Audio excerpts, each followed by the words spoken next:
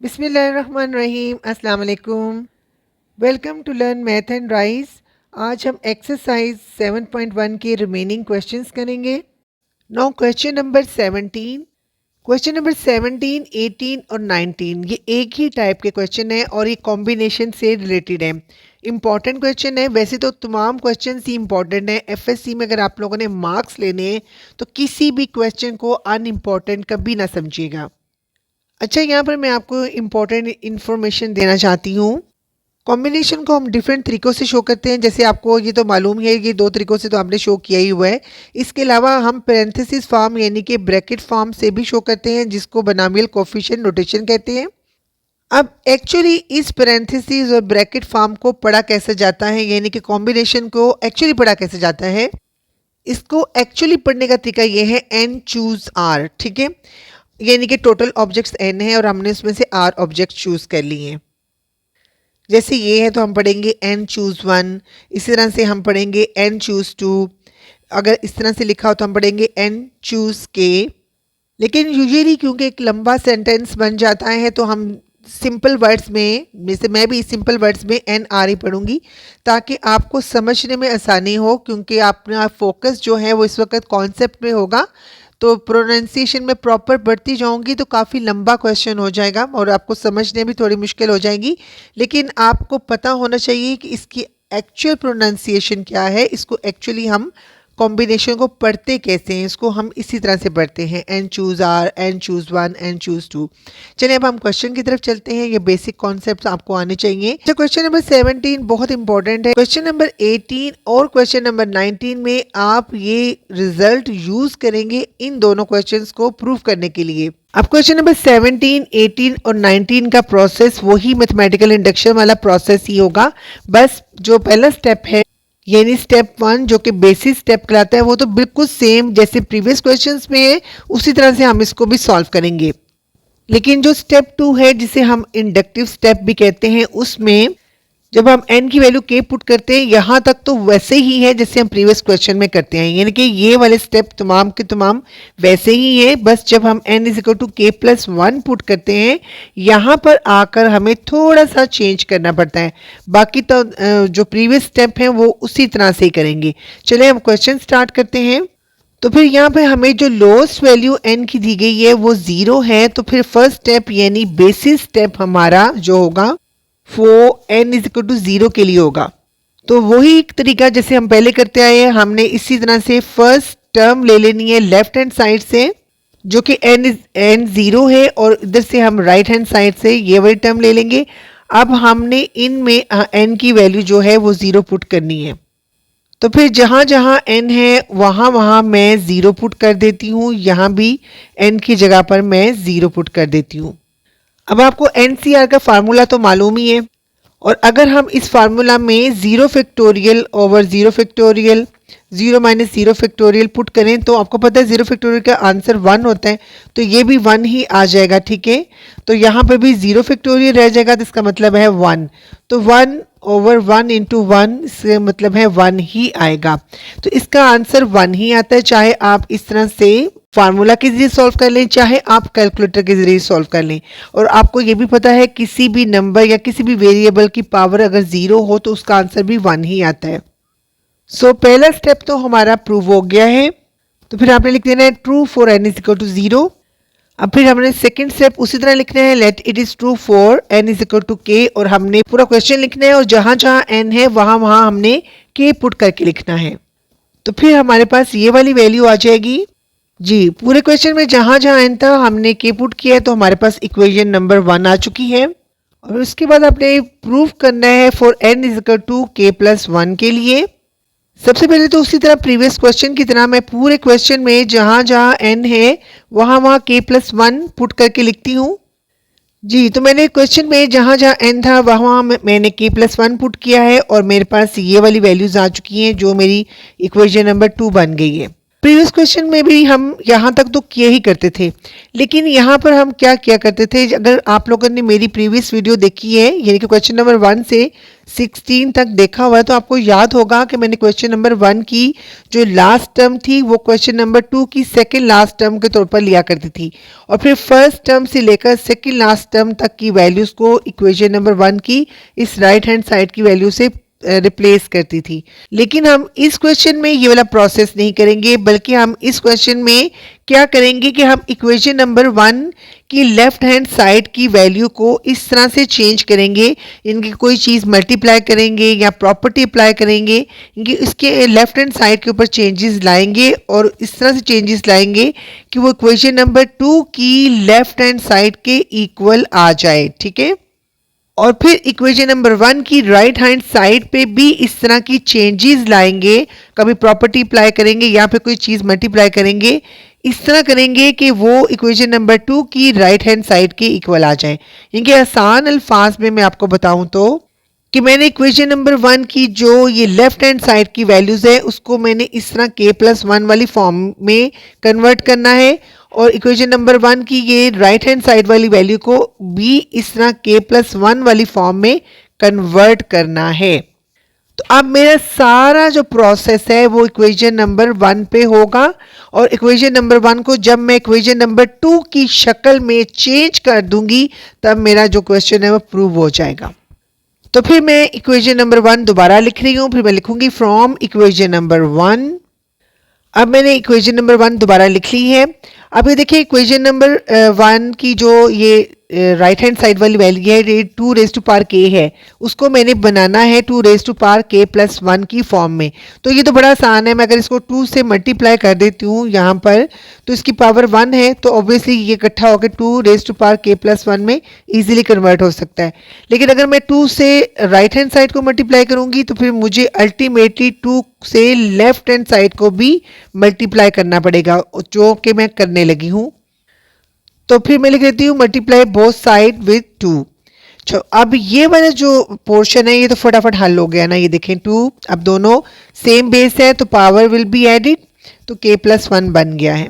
अब हमारे पास ये जो इक्वेशन नंबर 1 की ये राइट हैंड साइड है ना, ये इक्वेशन नंबर 2 की राइट हैंड साइड की तो इक्वल आ चुकी है, आधा काम हमारा हो चुका है। अब बस हमने इसको इक्वेशन नंबर 2 की इस लेफ्ट हैंड साइड के इक्वल करना है। अब मैं ये ब्रैकेट ओपन करती हूँ क्योंकि 2 जो मैंने मल्टीप्लाई किया है वो तमाम टर्म्स के साथ मल्टीप्लाई किया है ना, वो किसी एक टर्म के साथ मल्टीप्लाई मत कीजिएगा, उसको पूरी की पूरी टर्म्स के साथ मल्टीप्लाई होगा, तो इसलिए उसको ब्रैकेट के बाहर आपने लिखना है। अब मैं ब्रैकेट को ओपन करती हूँ और 2 को हर टर्म के साथ इंडिविजुअली मल्टीप्लाई करती हूँ। चलिए जी, ये वाला भी मैंने काम कर लिया है। अब हर टर्म यहाँ पर लेफ्ट हैंड साइड पे 2 टाइम्स आ चुकी है, इनको मैं अलग अलग से ओपन करती हूँ। जैसे इस टर्म को मैं 2 दफ़ा k0 फिर प्लस k0 लिखूंगी, इसको भी 2 टाइम्स है, ये भी 2 टाइम्स है तो इसको भी अलग कर लेती हूँ, k1 फिर k1। जैसे अगर आपके पास 2a हो तो आप इसको a+a की फॉर्म में कन्वर्ट कर सकते हैं ना, मैं भी वही काम यहाँ पे कर रही हूँ। इसके बाद k2 फिर एक दफ़ा फिर k2, और लास्ट पे फिर उसी तरह से k combination k plus k combination k और 2 raise to power k+1 right hand side पर एज इट इज़। अब यहाँ पे आपने बहुत अटेंटिव होकर मेरी बात सुनी है, आपको एक प्रॉपर्टी तो मालूम ही होगी, एक्सरसाइज 6.3 में मैंने बहुत अच्छे से समझाई है। वो प्रॉपर्टी है कि अगर 2 कॉम्बिनेशंस आपस में ऐड हो रहे हो और उनकी जो अपर वैल्यू है यानी कि उनके टोटल एलिमेंट्स सेम हो, तो जब वो दोनों कॉम्बिनेशन आपस में ऐड होंगे तो उनके टोटल एलिमेंट्स में एक नंबर ऐड हो जाएगा, तो n+1 में वो कन्वर्ट हो जाएंगे, और उनकी लोअर वैल्यू यानी कि उनके सिलेक्टेड एलिमेंट्स में से जो बड़ी वैल्यू होगी वो हमने यहाँ पर ऐड करने के बाद लिखनी है। यहाँ पे r बड़ी वैल्यू तो हमने r लिखना है यहाँ पर। अच्छा, मैं इस प्रॉपर्टी को इसी तरह से पैरेंथेसिस फॉर्म में लिख लेती हूँ, यानी कि मैं यहाँ से c गायब कर देती हूँ। तो अगर आप लोग देखें अभी आप इसको इजीली अप्लाई कर सकते हैं, ठीक है। यानी कि आपके पास इस तरह से 2 टर्म्स हैं, अगर उनकी अपर वैल्यू यानी कि टोटल एलिमेंट सेम है तो आप उसको n+1 यानी कि उनमें एक नंबर ऐड करके लिखेंगे, और जो उसकी लोअर वैल्यूज़ हैं यानी कि उसके सिलेक्टेड एलिमेंट्स है उसमें बड़ी वैल्यू लिखेंगे। तो ये वाली जो प्रॉपर्टी है ना, मैंने अब यहाँ पर ये जो हमारे पास इस वक्त स्टेटमेंट आ चुकी है इसके ऊपर अप्लाई करनी है। इसको मैं थोड़ा सा और एलेबोरेट कर देती हूँ। अभी मैंने ये तमाम टर्म्स दोबारा लिख ली हैं, कलरफुल फॉर्म में लिख ली हैं। अभी हमने करना क्या है कि फर्स्ट टर्म और लास्ट टर्म जो है वो हमने छोड़ देनी है। ये इसको कुछ भी नहीं करना, इसको एज इट इज छोड़ देना है। बाकी हमने इस तरह से पेयर्स बना लेने हैं। अब जो पेयर्स बनेंगे ना उनके ऊपर हमने ये वाली प्रॉपर्टी जो मैंने अभी आपको एक्सप्लेन की है दोबारा से, वो मैंने अप्लाई करनी है। अभी देखिए मैं इस पर प्रॉपर्टी अप्लाई करने लगी हूँ। ये हमने K0 तो एज इट इज़ लिख दिया है। अब ये देखें इसमें जो अपर वैल्यू इन टोटल एलिमेंट्स है उसमें मैं 1 प्लस कर दूंगी और जो लोअर वैल्यू है यानी कि सिलेक्टेड एलिमेंट है उसमें से बड़ी वैल्यू ले लूँगी। इस तरह से इस पर अप्लाई कर लूँ K+1 और बड़ी वैल्यू कौन सी है 2, वो मैं ले लूँगी। इस तरह से ये वाला प्रोसेस चलता जाएगा और यहाँ पर सेकेंड लास्ट टर्म जो होगी उसमें भी उसी तरह से मैं अपर वैल्यू यानी कि K में 1 प्लस कर दूंगी और लोअर वैल्यू में देखिए कौन सी बड़ी टर्म है, K टर्म है ना बड़ी, तो वो लिख लूँगी। और फिर जो लास्ट टर्म है क्योंकि उसको मैंने कुछ भी नहीं किया वो एज इट इज़ ही मैं यहाँ पर लिख लूँगी, is equal to 2 raise to power K+1। अब जो ये छोड़ी हुई वैल्यूज़ है K0 K, ये एक्चुअली इनकी वैल्यू 1 के इक्वल आती है। इनके ऊपर फार्मूला अप्लाई करके देख लें, बेशक कॉम्बिनेशन वाला formula 0 factorial K minus 0 factorial, तो ये आ जाएगा K फैक्टोरियल ओवर 0 फैक्टोरियल और K माइनस 0 फैक्टोरियल का मतलब है K फैक्टोरियल। अब ये तो आपस में कट जाएंगे तो न्यूमरेटर में 1 रह जाएगा और डिनोमिनेटर में 0 फैक्टोरियल का मतलब है 1, तो इसका आंसर 1 ही आता है। उसी तरह से इसको सॉल्व करके देख लें K factorial over K factorial K minus K factorial, तो आपको पता है तो ये दोनों तो आपस में कट गए, ऊपर 1 आ गया और नीचे K माइनस K फैक्टोरियल का मतलब है 0 फैक्टोरियल जिसका आंसर आपको पता है कि 1 के इक्वल ही आता है, तो इसका मतलब है ये भी 1 है। तो फिर ये साबित हो गया कि KCR या फिर KCK हो तो इन दोनों का मतलब 1 होता है। इसी तरह से इनका आंसर भी 1 है क्योंकि ये भी एक प्रॉपर्टी है कि आपके पास टोटल एलिमेंट्स जितने मर्जी हों लेकिन आपने सिलेक्टेड एलिमेंट 0 हो या फिर टोटल एलिमेंट्स जो भी हों वही सिलेक्टेड एलिमेंट्स हों तो आपके पास जो आंसर आएगा वो 1 आएगा। दिस इज द प्रॉपर्टी, ये वाली और ये वाली ये सेम चीज़ है, ये प्रॉपर्टी है एक्चुअली कि टोटल एलिमेंट्स में से सिलेक्टेड एलिमेंट्स अगर आपने 0 लिए या टोटल एलिमेंट्स में से टोटल एलिमेंट्स ही आपने सिलेक्ट कर लिए हैं तो आंसर हमेशा 1 आएगा। तो फिर अगर इनका आंसर भी 1 है, इनका आंसर भी 1 है, तो इसका मतलब है हम इसकी जगह पर इसको लिख सकते हैं क्योंकि दोनों का आंसर 1 जो हुआ, और इसकी जगह पर हम इसको लिख सकते हैं, इन दोनों का आंसर भी 1 है, तो हमें कोई फर्क नहीं पड़ता इनको रिप्लेस करने में। तो फिर इस प्रॉपर्टी को फॉलो करते हुए हम इसकी जगह पर K+1 0 लिखेंगे, बाकी एलिमेंट्स एज इट इज, और इसकी जगह पर भी K+1 लिखेंगे is equal to 2 raise to K plus बाकी एलिमेंट एज इट इज। तो अल्टीमेटली हमारे पास इक्वेशन नंबर 3 आ चुकी है जो कि हूबहू इक्वेशन नंबर 2 की तरह की है। ये देखिए इक्वेशन नंबर 3 और इक्वेशन नंबर 2 बिल्कुल सेम है और यही चीज़ हम प्रूव करना चाह रहे थे। ठीक है, ये देखिए इक्वेशन नंबर 3 है और ये इक्वेशन नंबर 2 है। ठीक है, वही चीज़ हम प्रूव करना चाह रहे थे। लेफ्ट हैंड साइड की वैल्यू यहाँ पर इस लेफ्ट हैंड साइड की वैल्यू के इक्वल आ चुकी है, राइट हैंड साइड की वैल्यू उस राइट हैंड साइड की वैल्यू के इक्वल आ चुकी है। तो फिर हम यहाँ लिखेंगे equation number 2 is equal to equation number 3, hence it is true for n is equal to K+1। तो ये हमारा ये प्रूफ जो होना था वो हो चुका है। Just take a view. I hope आपको क्वेश्चन समझ आ गया होगा। मैंने यहाँ पर काफ़ी डिटेल से इसलिए समझाया है क्योंकि नेक्स्ट 2 क्वेश्चंस भी इसी तरह के हैं तो आपको वो समझने में आसानी हो। नो क्वेश्चन नंबर 18, n की लोएस्ट वैल्यू 1 दी गई है तो फिर इसी तरह से हमारा जो बेसिस स्टेप होगा वो n इज इक्वल टू 1 के लिए होगा। जैसे हम पहले करते हैं उसी तरह से हमने इस साइड पर लेफ्ट हैंड साइड से पहली वैल्यू ले लेनी है और राइट हैंड साइड से ये पूरा फॉर्मूला लिख लेना है। और फिर अब हमने जहाँ जहाँ n है वहाँ वहाँ n की जगह पर 1 पुट कर देना है। ठीक है, अब ये राइट हैंड साइड को सॉल्व कर लीजिए तो 2 रेज़ टू पावर 0 जिसकी वैल्यू 1 ही आती है, तो इसका मतलब है 1 इंटू 1, तो इसका आंसर 1 आ गया। अब आप इसको कॉम्बिनेशन के फार्मूला के ज़रिए सॉल्व कर सकते हैं और कैलकुलेटर के ज़रिए भी सॉल्व कर सकते हैं। तो दोनों तरीक़ों से देख लें, चाहे कॉम्बिनेशन फार्मूला से देख लें चाहे वैसे देख लें, तो इसका आंसर भी 1 ही आता है। तो यहाँ पर भी हम 1 ही लिखेंगे। So left hand side is equal to right hand side, so holds 4 यानी कि true for n is equal to 1। तो पहला स्टेप तो आपका कंप्लीट हो चुका है। अब हम चलते हैं सेकंड स्टेप पर। Second step for n is equal to k। फिर वही पुराना तरीका, यानी कि हमने पूरे क्वेश्चन में जहाँ जहाँ n है उसकी जगह पर k पुट करके लिखना है। तो जब हम k पुट करके लिखते हैं तो हमारे पास वैल्यू आती है ये वाली, जिसको हम इक्वेशन नंबर 1 का नाम देते हैं। अब हम दोबारा इसको for n is equal to k plus 1 के लिए प्रूव करेंगे, यानी कि अगेन वही स्टेप, यानी क्वेश्चन में जहाँ जहाँ n है उसकी जगह पे हमने k प्लस 1 पुट करके लिखना है। अब हमारे क्वेश्चन में जहाँ जहाँ n था हमने k प्लस 1 पुट कर दिया है, तो हमारे पास ये वाली वैल्यूज आ चुकी हैं, यानी कि इक्वेशन नंबर 2 आ चुकी है। अब यहाँ पर देखिए ये 1 1 से कट जाएगा तो इसकी power 2 raise to power k रह जाएगी। तो यहाँ पर हम लिखेंगे 2 रेज़ टू पावर k। अब यहाँ पर आकर आपको मैंने पहले भी बताया हुआ है कि क्वेश्चन नंबर 17, 18 और 19 के मेथोडोलॉजी यहाँ पर आकर थोड़ी सी चेंज हो जाती है। जैसे हम क्वेश्चन नंबर 1 से क्वेश्चन नंबर 16 तक करते रहे हैं उस तरह से नहीं होगी, यहाँ पर आकर थोड़ी सी मेथोडोलॉजी चेंज हो जाती है। यहाँ पर एक्चुअली हम क्या करते हैं, हम इक्वेशन नंबर 1 को ही चेंज करते हैं।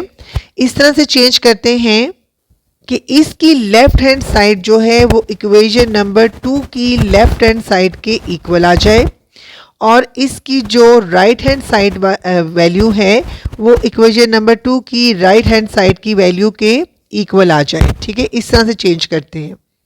यानी हमने सारा अपना जो प्रोसेस है वो इक्वेशन नंबर 1 पर करना है और हमने इसकी जो लेफ्ट हैंड साइड को जब हमने इसकी लेफ्ट हैंड साइड की इक्वल प्रूफ करना है और राइट हैंड साइड को जब हमने इसकी राइट हैंड साइड की इक्वल प्रूफ कर लिया तो हम कहेंगे हमारा क्वेश्चन जो है वो प्रूफ हो चुका है। तो एक्चुअली इस क्वेश्चन में इक्वेशन नंबर 2 जो है वो हमारा आंसर है और हमने इक्वेशन नंबर 1 को भी इस आंसर के इक्वल लाना है। तो फिर हम सबसे पहले इक्वेशन नंबर 1 दोबारा लिखते हैं ताकि हम उसको इक्वेशन नंबर 2 के इक्वल कर सकें। अब यहाँ कर हमने दोबारा से इक्वेशन नंबर 1 लिख ली है। ये देखिए ये इक्वेशन नंबर 1 थी वो हमने दोबारा यहाँ लिख ली है क्योंकि अब हम इसके ऊपर प्रोसेस स्टार्ट करने लगे हैं।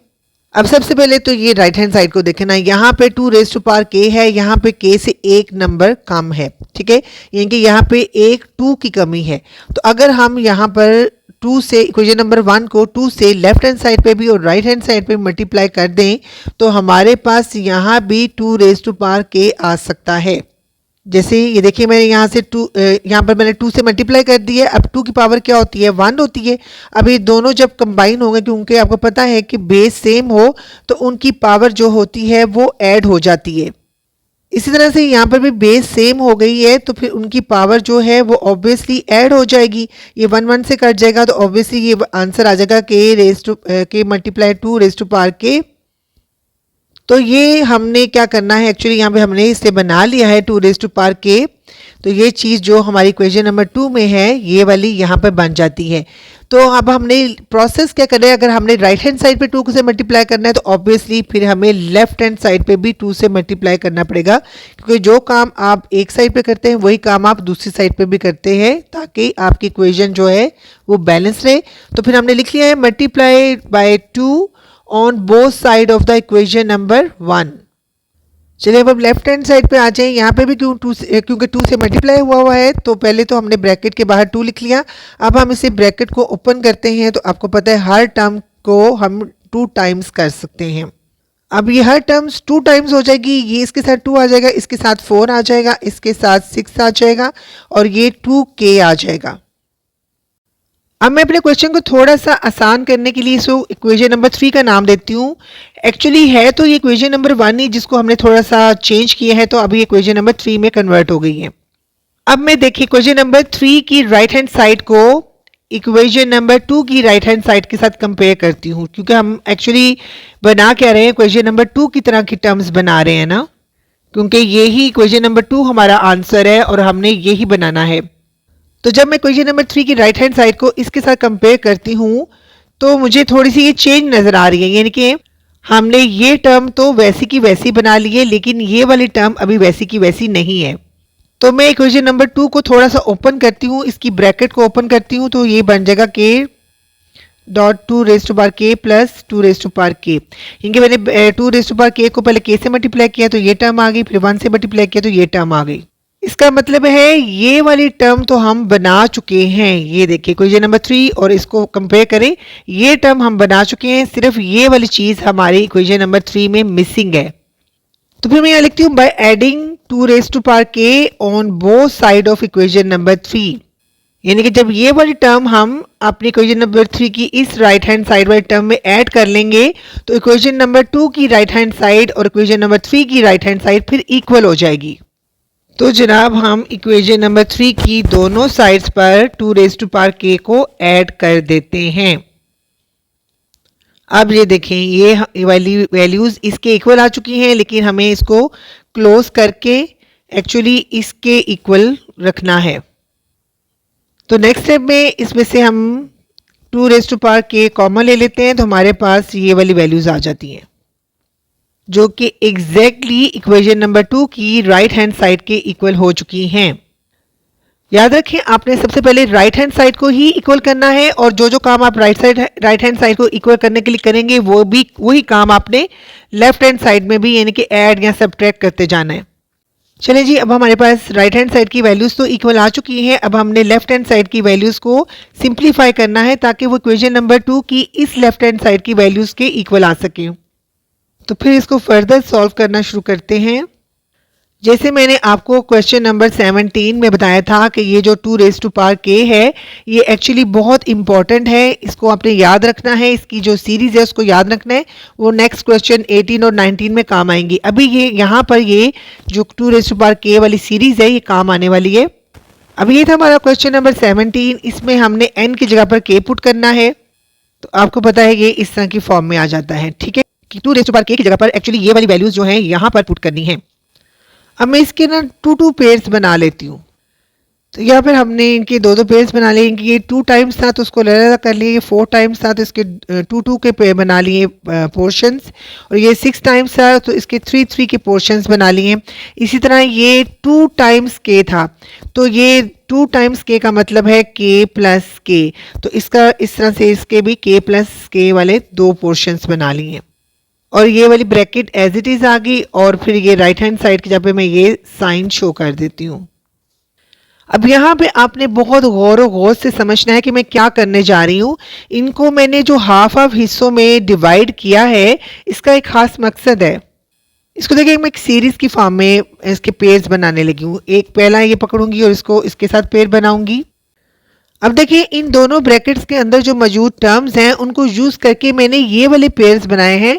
ये 1 टाइम है, ये 2 टाइम है, ये 3 टाइम्स हैं, और इसी तरह से ये आखिर पे k टाइम्स हैं, और ये वाली 2 टर्म्स बच गई हैं। सबसे पहले तो अभी समझे कि पेयर्स बने कैसे हैं। देखिए सबसे पहला जो पेयर था वो k0 से था, और k0 यानी कि एक्चुअली तो ये k चूज 0 पढ़ना है और k चूज 1 k चूज 2 पढ़ना है, मगर मैं से k0 k1 k2 पढ़ूंगी ताकि आपको समझने में आसानी हो। अच्छा, तो ये जो k0 वाली टर्म थी वो यहाँ से हमने ली और उसको यूज़ किया यहाँ पर। चले जो जो मैं टर्म्स यूज़ करती जा रही हूँ उसको मैं कट डाउन करती जाती हूँ ताकि आपको समझने में आसानी हो। आपने एग्जाम्स में कट डाउन नहीं करना, आपने नहीं काटनी, सिर्फ मैं आपको समझाने के लिए काट रही हूँ ताकि आपको समझ आ जाए कि कौन कौन सी टर्म यूज़ हो चुकी है। ठीक है, ये टर्म मैंने यहाँ यूज़ कर ली, और एक समझ लें ये वाली टर्म मैंने यहाँ यूज़ कर ली।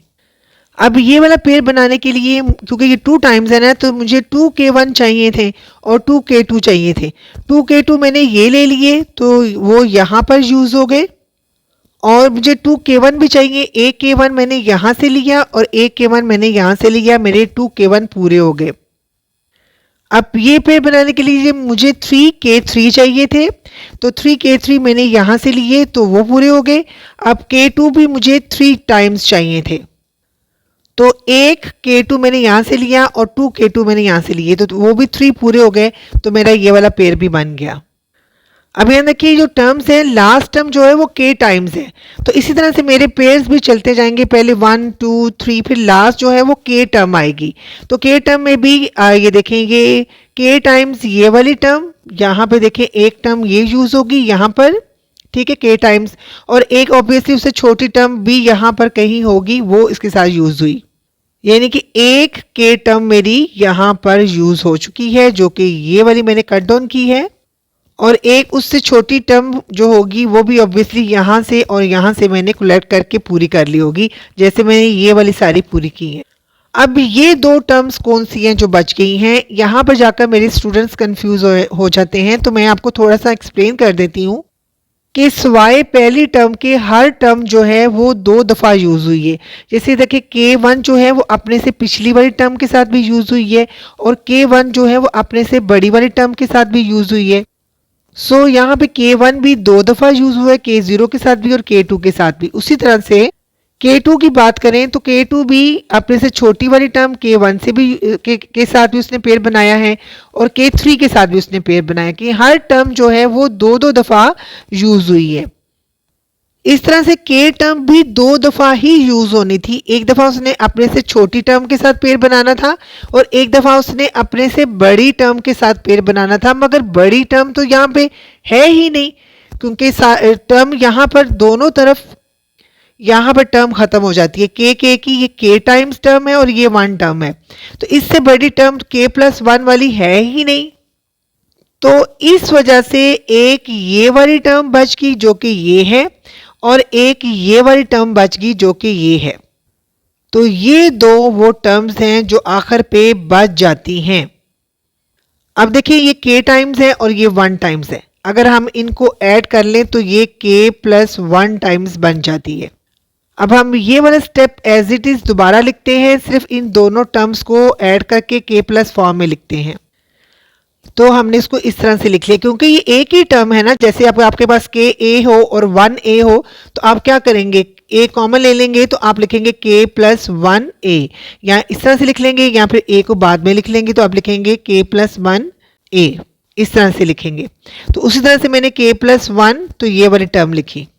अब आप सोच रहे होंगे ये वाले पेयर्स मैंने क्यों बनाए हैं, तो मैं इसके ऊपर पास्कल्स आइडेंटिटी का इस्तेमाल करने लगी हूँ। पास्कल्स आइडेंटिटी यानी कि इस आइडेंटिटी का इस्तेमाल करेंगे तब हम अप्लाई करते हैं जब दो कॉम्बिनेशन ऐड हो रहे हो और उनके जो टोटल ऑब्जेक्ट्स हैं सेम हो, तो हम क्या करते हैं, ऐड करने के बाद उनके टोटल ऑब्जेक्ट्स में 1 ऐड कर लेते हैं। और ऐसे कॉम्बिनेशंस में चूजन ऑब्जेक्ट एक बड़ा होता है और एक नंबर छोटा होता है। तो जब हम ऐसे कॉम्बिनेशंस को ऐड करते हैं तो चूजन ऑब्जेक्ट्स में से जो बड़ा नंबर होता है उसको लिख लेते हैं। आप इस आइडेंटिटी का यूज़ करके मैं पहला पेयर सॉल्व करती हूँ। तो यहाँ पे मैं लिखूंगी K में 1 ऐड कर दूंगी तो K+1 बन जाएगा, और साथ 0 और 1 में से 1 बड़ा नंबर है तो ये इसमें कन्वर्ट हो जाएगा। उसी तरह से ये K+1 ऊपर टोटल ऑब्जेक्ट्स में 1 ऐड कर दूंगी और नीचे 2 नंबर बड़ा है तो उसको लिख लूँगी। इसी तरह से इस पर मैं अप्लाई करूँगी आइडेंटिटी, तो ऊपर K+1 लिखूंगी और चूजन ऑब्जेक्ट्स में से 3 बड़ा है तो 3 यहाँ पर लिख लूँगी। इसी तरह से ये चलता जाएगा और लास्ट पे फिर उसी तरह से टोटल ऑब्जेक्ट्स में 1 ऐड कर दूंगी और चूजन ऑब्जेक्ट्स में K बड़ा है तो K यहाँ पर लिख लूँगी, और ये तो एज इट इज़ ही टर्म आ जाएगी हमारे पास। अच्छा, अभी आप घबराएं ना, क्वेश्चन खत्म होने वाला है, बस अब हमने लास्ट वाली टर्म को चेंज करना है। आपको पता है ये कॉम्बिनेशन हो कि जितने टोटल ऑब्जेक्ट्स हो उतने ही हमने चूज करनी हो, तो उसका आंसर 1 आता है। तो ये आइडेंटिटी तो आपको पता है कि जितने ही चूजन ऑब्जेक्ट्स हों उतने ही हमारे टोटल ऑब्जेक्ट्स हों, तो हमारे पास हमेशा आंसर 1 आता है। इसी तरह अगर चूजन ऑब्जेक्ट्स K+1 हो और हम टोटल ऑब्जेक्ट्स भी K+1 हो, ठीक है, टोटल भी उतने हो चूजन भी उतने हो, तब भी आंसर 1 आएगा। तो हम इसकी जगह पर इसको लिख सकते हैं क्योंकि दोनों का आंसर 1 आता है। तो फिर नेक्स्ट स्टेप में हम इसकी जगह पर लिखेंगे ये वाला आंसर। अब हमने उसी तरह से राइट हैंड साइड को लिखना है। तो राइट हैंड साइड की वैल्यू क्या थी, ये थी K+1 × 2 raised to power K अब हमारी इक्वेशन नंबर 4 बन चुकी है। इसको मैंने थोड़ा सा खूबसूरत सा करके लिख दिया है, और क्योंकि इक्वेशन नंबर 2 में ये वाली टर्म सेकेंड लास्ट टर्म नहीं थी तो इसलिए मैंने उसको भी इसमें से निकाल दिया है। ये सिर्फ मैंने सेकेंड लास्ट टर्म आपको समझाने के लिए लिखी थी। और इस लास्ट टर्म में हमने k की जगह पे k+1 k+1 लिख लिया है। अब आप देखिए इक्वेशन नंबर 4 और इक्वेशन नंबर 2 बिल्कुल सेम हो चुकी हैं। लेफ्ट हैंड साइड की इक्वल हो चुका है और राइट हैंड साइड की इक्वल हो चुका है। ये देख लीजिए इक्वेशन नंबर 2 भी जो स्टार्ट हो रही है सिर्फ 1 टाइम्स ये, 2 टाइम्स ये, 3 टाइम्स ये, और फिर इस तरह k+1 टाइम्स ये, और फिर राइट हैंड साइड की वैल्यूज भी वही आ चुकी हैं। क्वेश्चन हमारा सॉल्व हो चुका है। Just take a view. ठीक है, देख लीजिए सारा क्वेश्चन थोड़ा सा लेंथी था, मगर आई होप आपको समझ आ गया होगा क्योंकि मैंने काफ़ी डिटेल से समझाया है। क्वेश्चन प्रूव हो चुका है। क्वेश्चन नंबर 19, n की लोएस्ट वैल्यू 0 है, तो फिर हमारा फर्स्ट स्टेप यानी जो बेसिक स्टेप होगा उसमें n की वैल्यू हम 0 पुट करेंगे। फिर उसी तरह से हमने लेफ्ट हैंड साइड से ये फर्स्ट टर्म लेनी है और राइट हैंड साइड से ये वाली वैल्यू लेनी है। अब जहाँ जहाँ n है वहाँ वहाँ हमने 0 पुट करना है।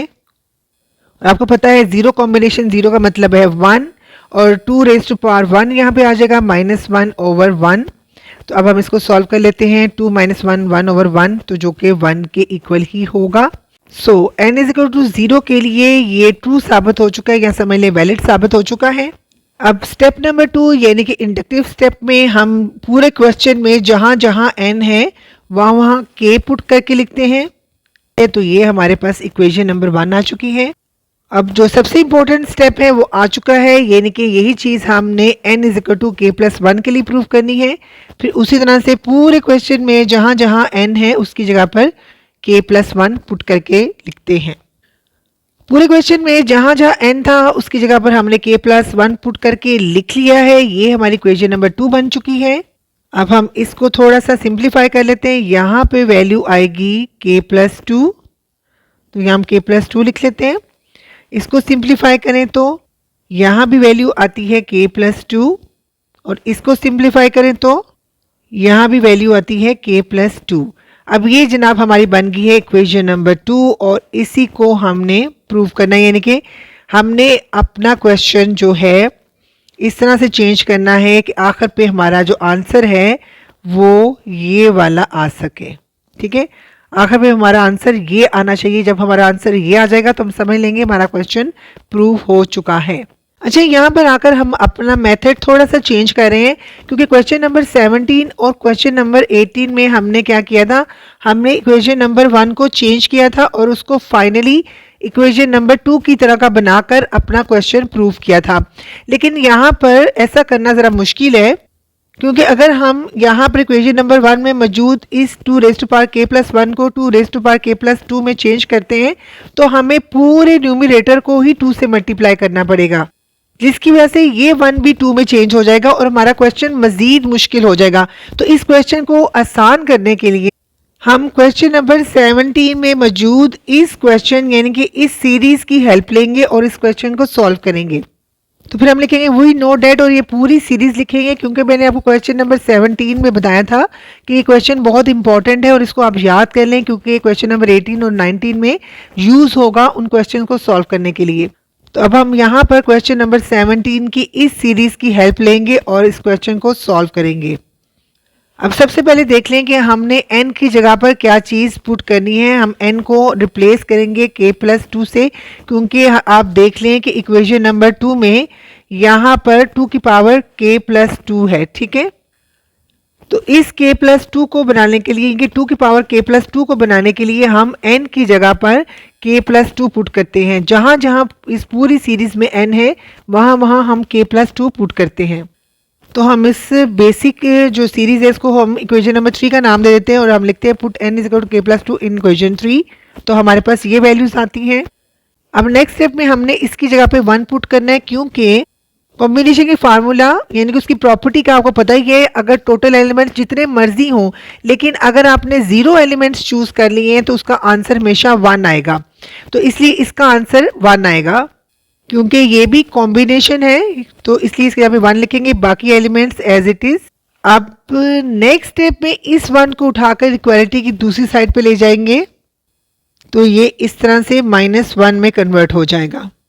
अब देखिए इतना न्यूमरेटर वाला पोर्शन हमारा कंप्लीट हो चुका है। ये देखें जो हमने न्यूमरेटर में चीज़ बनानी थी क्वेश्चन नंबर 2 की, ये वाला पोर्शन हमारा कंप्लीट हो चुका है। अब हमें बस डिनोमिनेटर में k+2 चाहिए।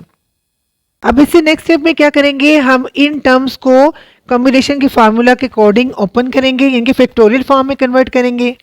तो मैं पहली टर्म को ज़रा ओपन करती हूँ तो ये आ जाएगा k+2 फैक्टोरियल न्यूमरेटर में, डिनोमिनेटर में 1 फैक्टोरियल और फिर k+2 -1 फैक्टोरियल यहाँ पे आ जाएगा। इस तरह से नेक्स्ट जो टर्म है वो ओपन होके इस तरह हो जाएगी और उससे नेक्स्ट टर्म इस तरह से आ जाएगी। अब हम इसी तरह से लास्ट टर्म को ओपन करते हैं तो न्यूमरेटर में आ जाएगा k+2 फैक्टोरियल, डिनोमिनेटर में आएगा k+2 फैक्टोरियल। अब k+2 में से k+2 को सब्ट्रैक्ट करके जब लिखेंगे तो यहाँ पे आ जाएगा 0 फैक्टोरियल।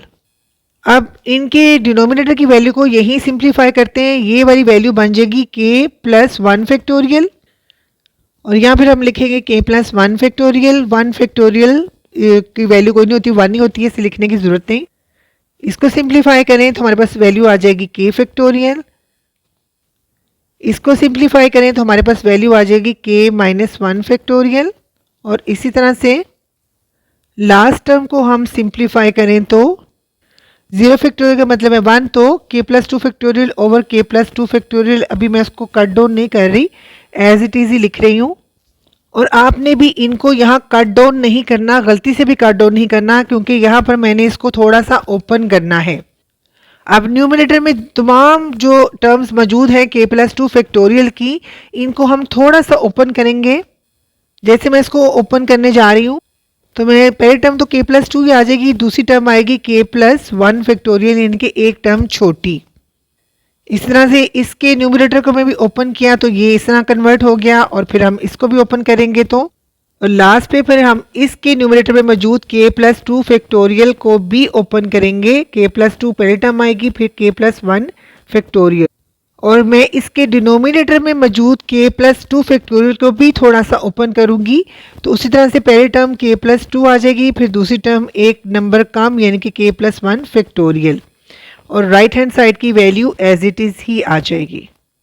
यहाँ पे स्टूडेंट्स आपने अपनी समझदारी का मुजाहरा करते हुए इन टर्म्स को काटना नहीं है, गलती से भी नहीं काटना, क्योंकि मैं ये लेफ्ट हैंड साइड से न्यूमरेटर में मौजूद तमाम k+2 के फैक्टर को कॉमन लेने लगी हूँ। और अगर खुदा ना खास्ता आपने यहाँ पर कट डाउन कर दिया तो आपका क्वेश्चन गलत हो जाएगा, आप इसमें से कॉमन कैसे ले सकेंगे। इसलिए यहाँ पर कुछ बच्चे मिस्टेक करते हैं, इसे यहाँ पे काटते हैं यहाँ पर, तो प्लीज़ यहाँ पे काटना नहीं है, मैं बार बार बता रही हूँ आपको। अब जनाब मैं नेक्स्ट स्टेप में तमाम न्यूमरेटर में से k+2 को कॉमन ले लेती हूँ तो ब्रैकेट के अंदर क्या वैल्यूज़ रहती हैं, पहले टर्म्स में से ये वैल्यूज़ रह जाएंगी, दूसरी टर्म्स में से ये वैल्यूज़ रह जाएंगी और थर्ड टर्म में से ये वैल्यूज़ रह जाएंगी। इसी तरह से लास्ट टर्म्स में से न्यूमरेटर में k+1 फैक्टोरियल रह जाएगा और डिनोमिनेटर में k+2 और उसके साथ k+1 फैक्टोरियल रह जाएगा और right hand side as it is. अब इस k+2 का मतलब है k+2/1। अब ये यहाँ पर मल्टीप्लाई हो रहा है, अब ऑब्वियसली इसको हम इक्वालिटी की दूसरी साइड पर लेकर जाएंगे तो ये यहाँ जाकर डिवाइड हो जाएगा। अब नेक्स्ट स्टेप में मैं इसको डिनोमिनेटर में यहाँ लिखने लगी हूँ और नेक्स्ट स्टेप में हमने क्या किया है कि k+2 के इस फैक्टर को यहाँ पर डिनोमिनेटर में ले आए हैं और जो पहली टर्म है ब्रैकेट के अंदर वो कट डाउन हो गई है, तो यहाँ पे 1 लिख लिया है। उसी तरह से 2 फैक्टोरियल को हम इस तरह लिख सकते हैं 2 × 1 फैक्टोरियल, 2 को हम बाहर ले आए हैं और 1 फैक्टोरियल को हमने इस तरह डिनोमिनेटर में लिख लिया है। इसी तरह से 3 फैक्टोरियल को हम लिख सकते हैं 3 × 2 फैक्टोरियल, तो 3 को हम बाहर ले आए हैं और 2 फैक्टोरियल को हमने ब्रैकेट के अंदर इस तरह लिख लिया है।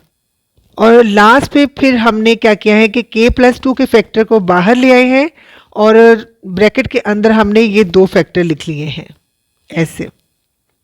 यहाँ पे आप लोगों ने एक चीज़ का ध्यान रखना है कि हमने नंबर्स को बाहर लिखना है ब्रैकेट के बाहर और फैक्टोरियल को अंदर लिखना है। जैसे 2 बाहर लिखा और 1 फैक्टोरियल अंदर लिखा, फिर 3 का नंबर बाहर लिखा और उससे एक छोटा नंबर 2 फैक्टोरियल अंदर लिखा। इसलिए इसी तरह से k+2 बाहर लिखा और उससे एक छोटा नंबर k+1 फैक्टोरियल ब्रैकेट के अंदर लिखा। असल में यहाँ पर भी 1 की बजाय एक्चुअली क्या था हमारे पास k+1 factorial over k+1 factorial ही था। ठीक है, तो आपने एक चीज़ याद रखनी है कि आपकी पहली टर्म और आखिरी टर्म जो है ना वो k+1 फैक्टोरियल k+1 फैक्टोरियल ही आएगी, लेकिन आखिरी टर्म के डिनोमिनेटर में साथ k+2 भी आएगा।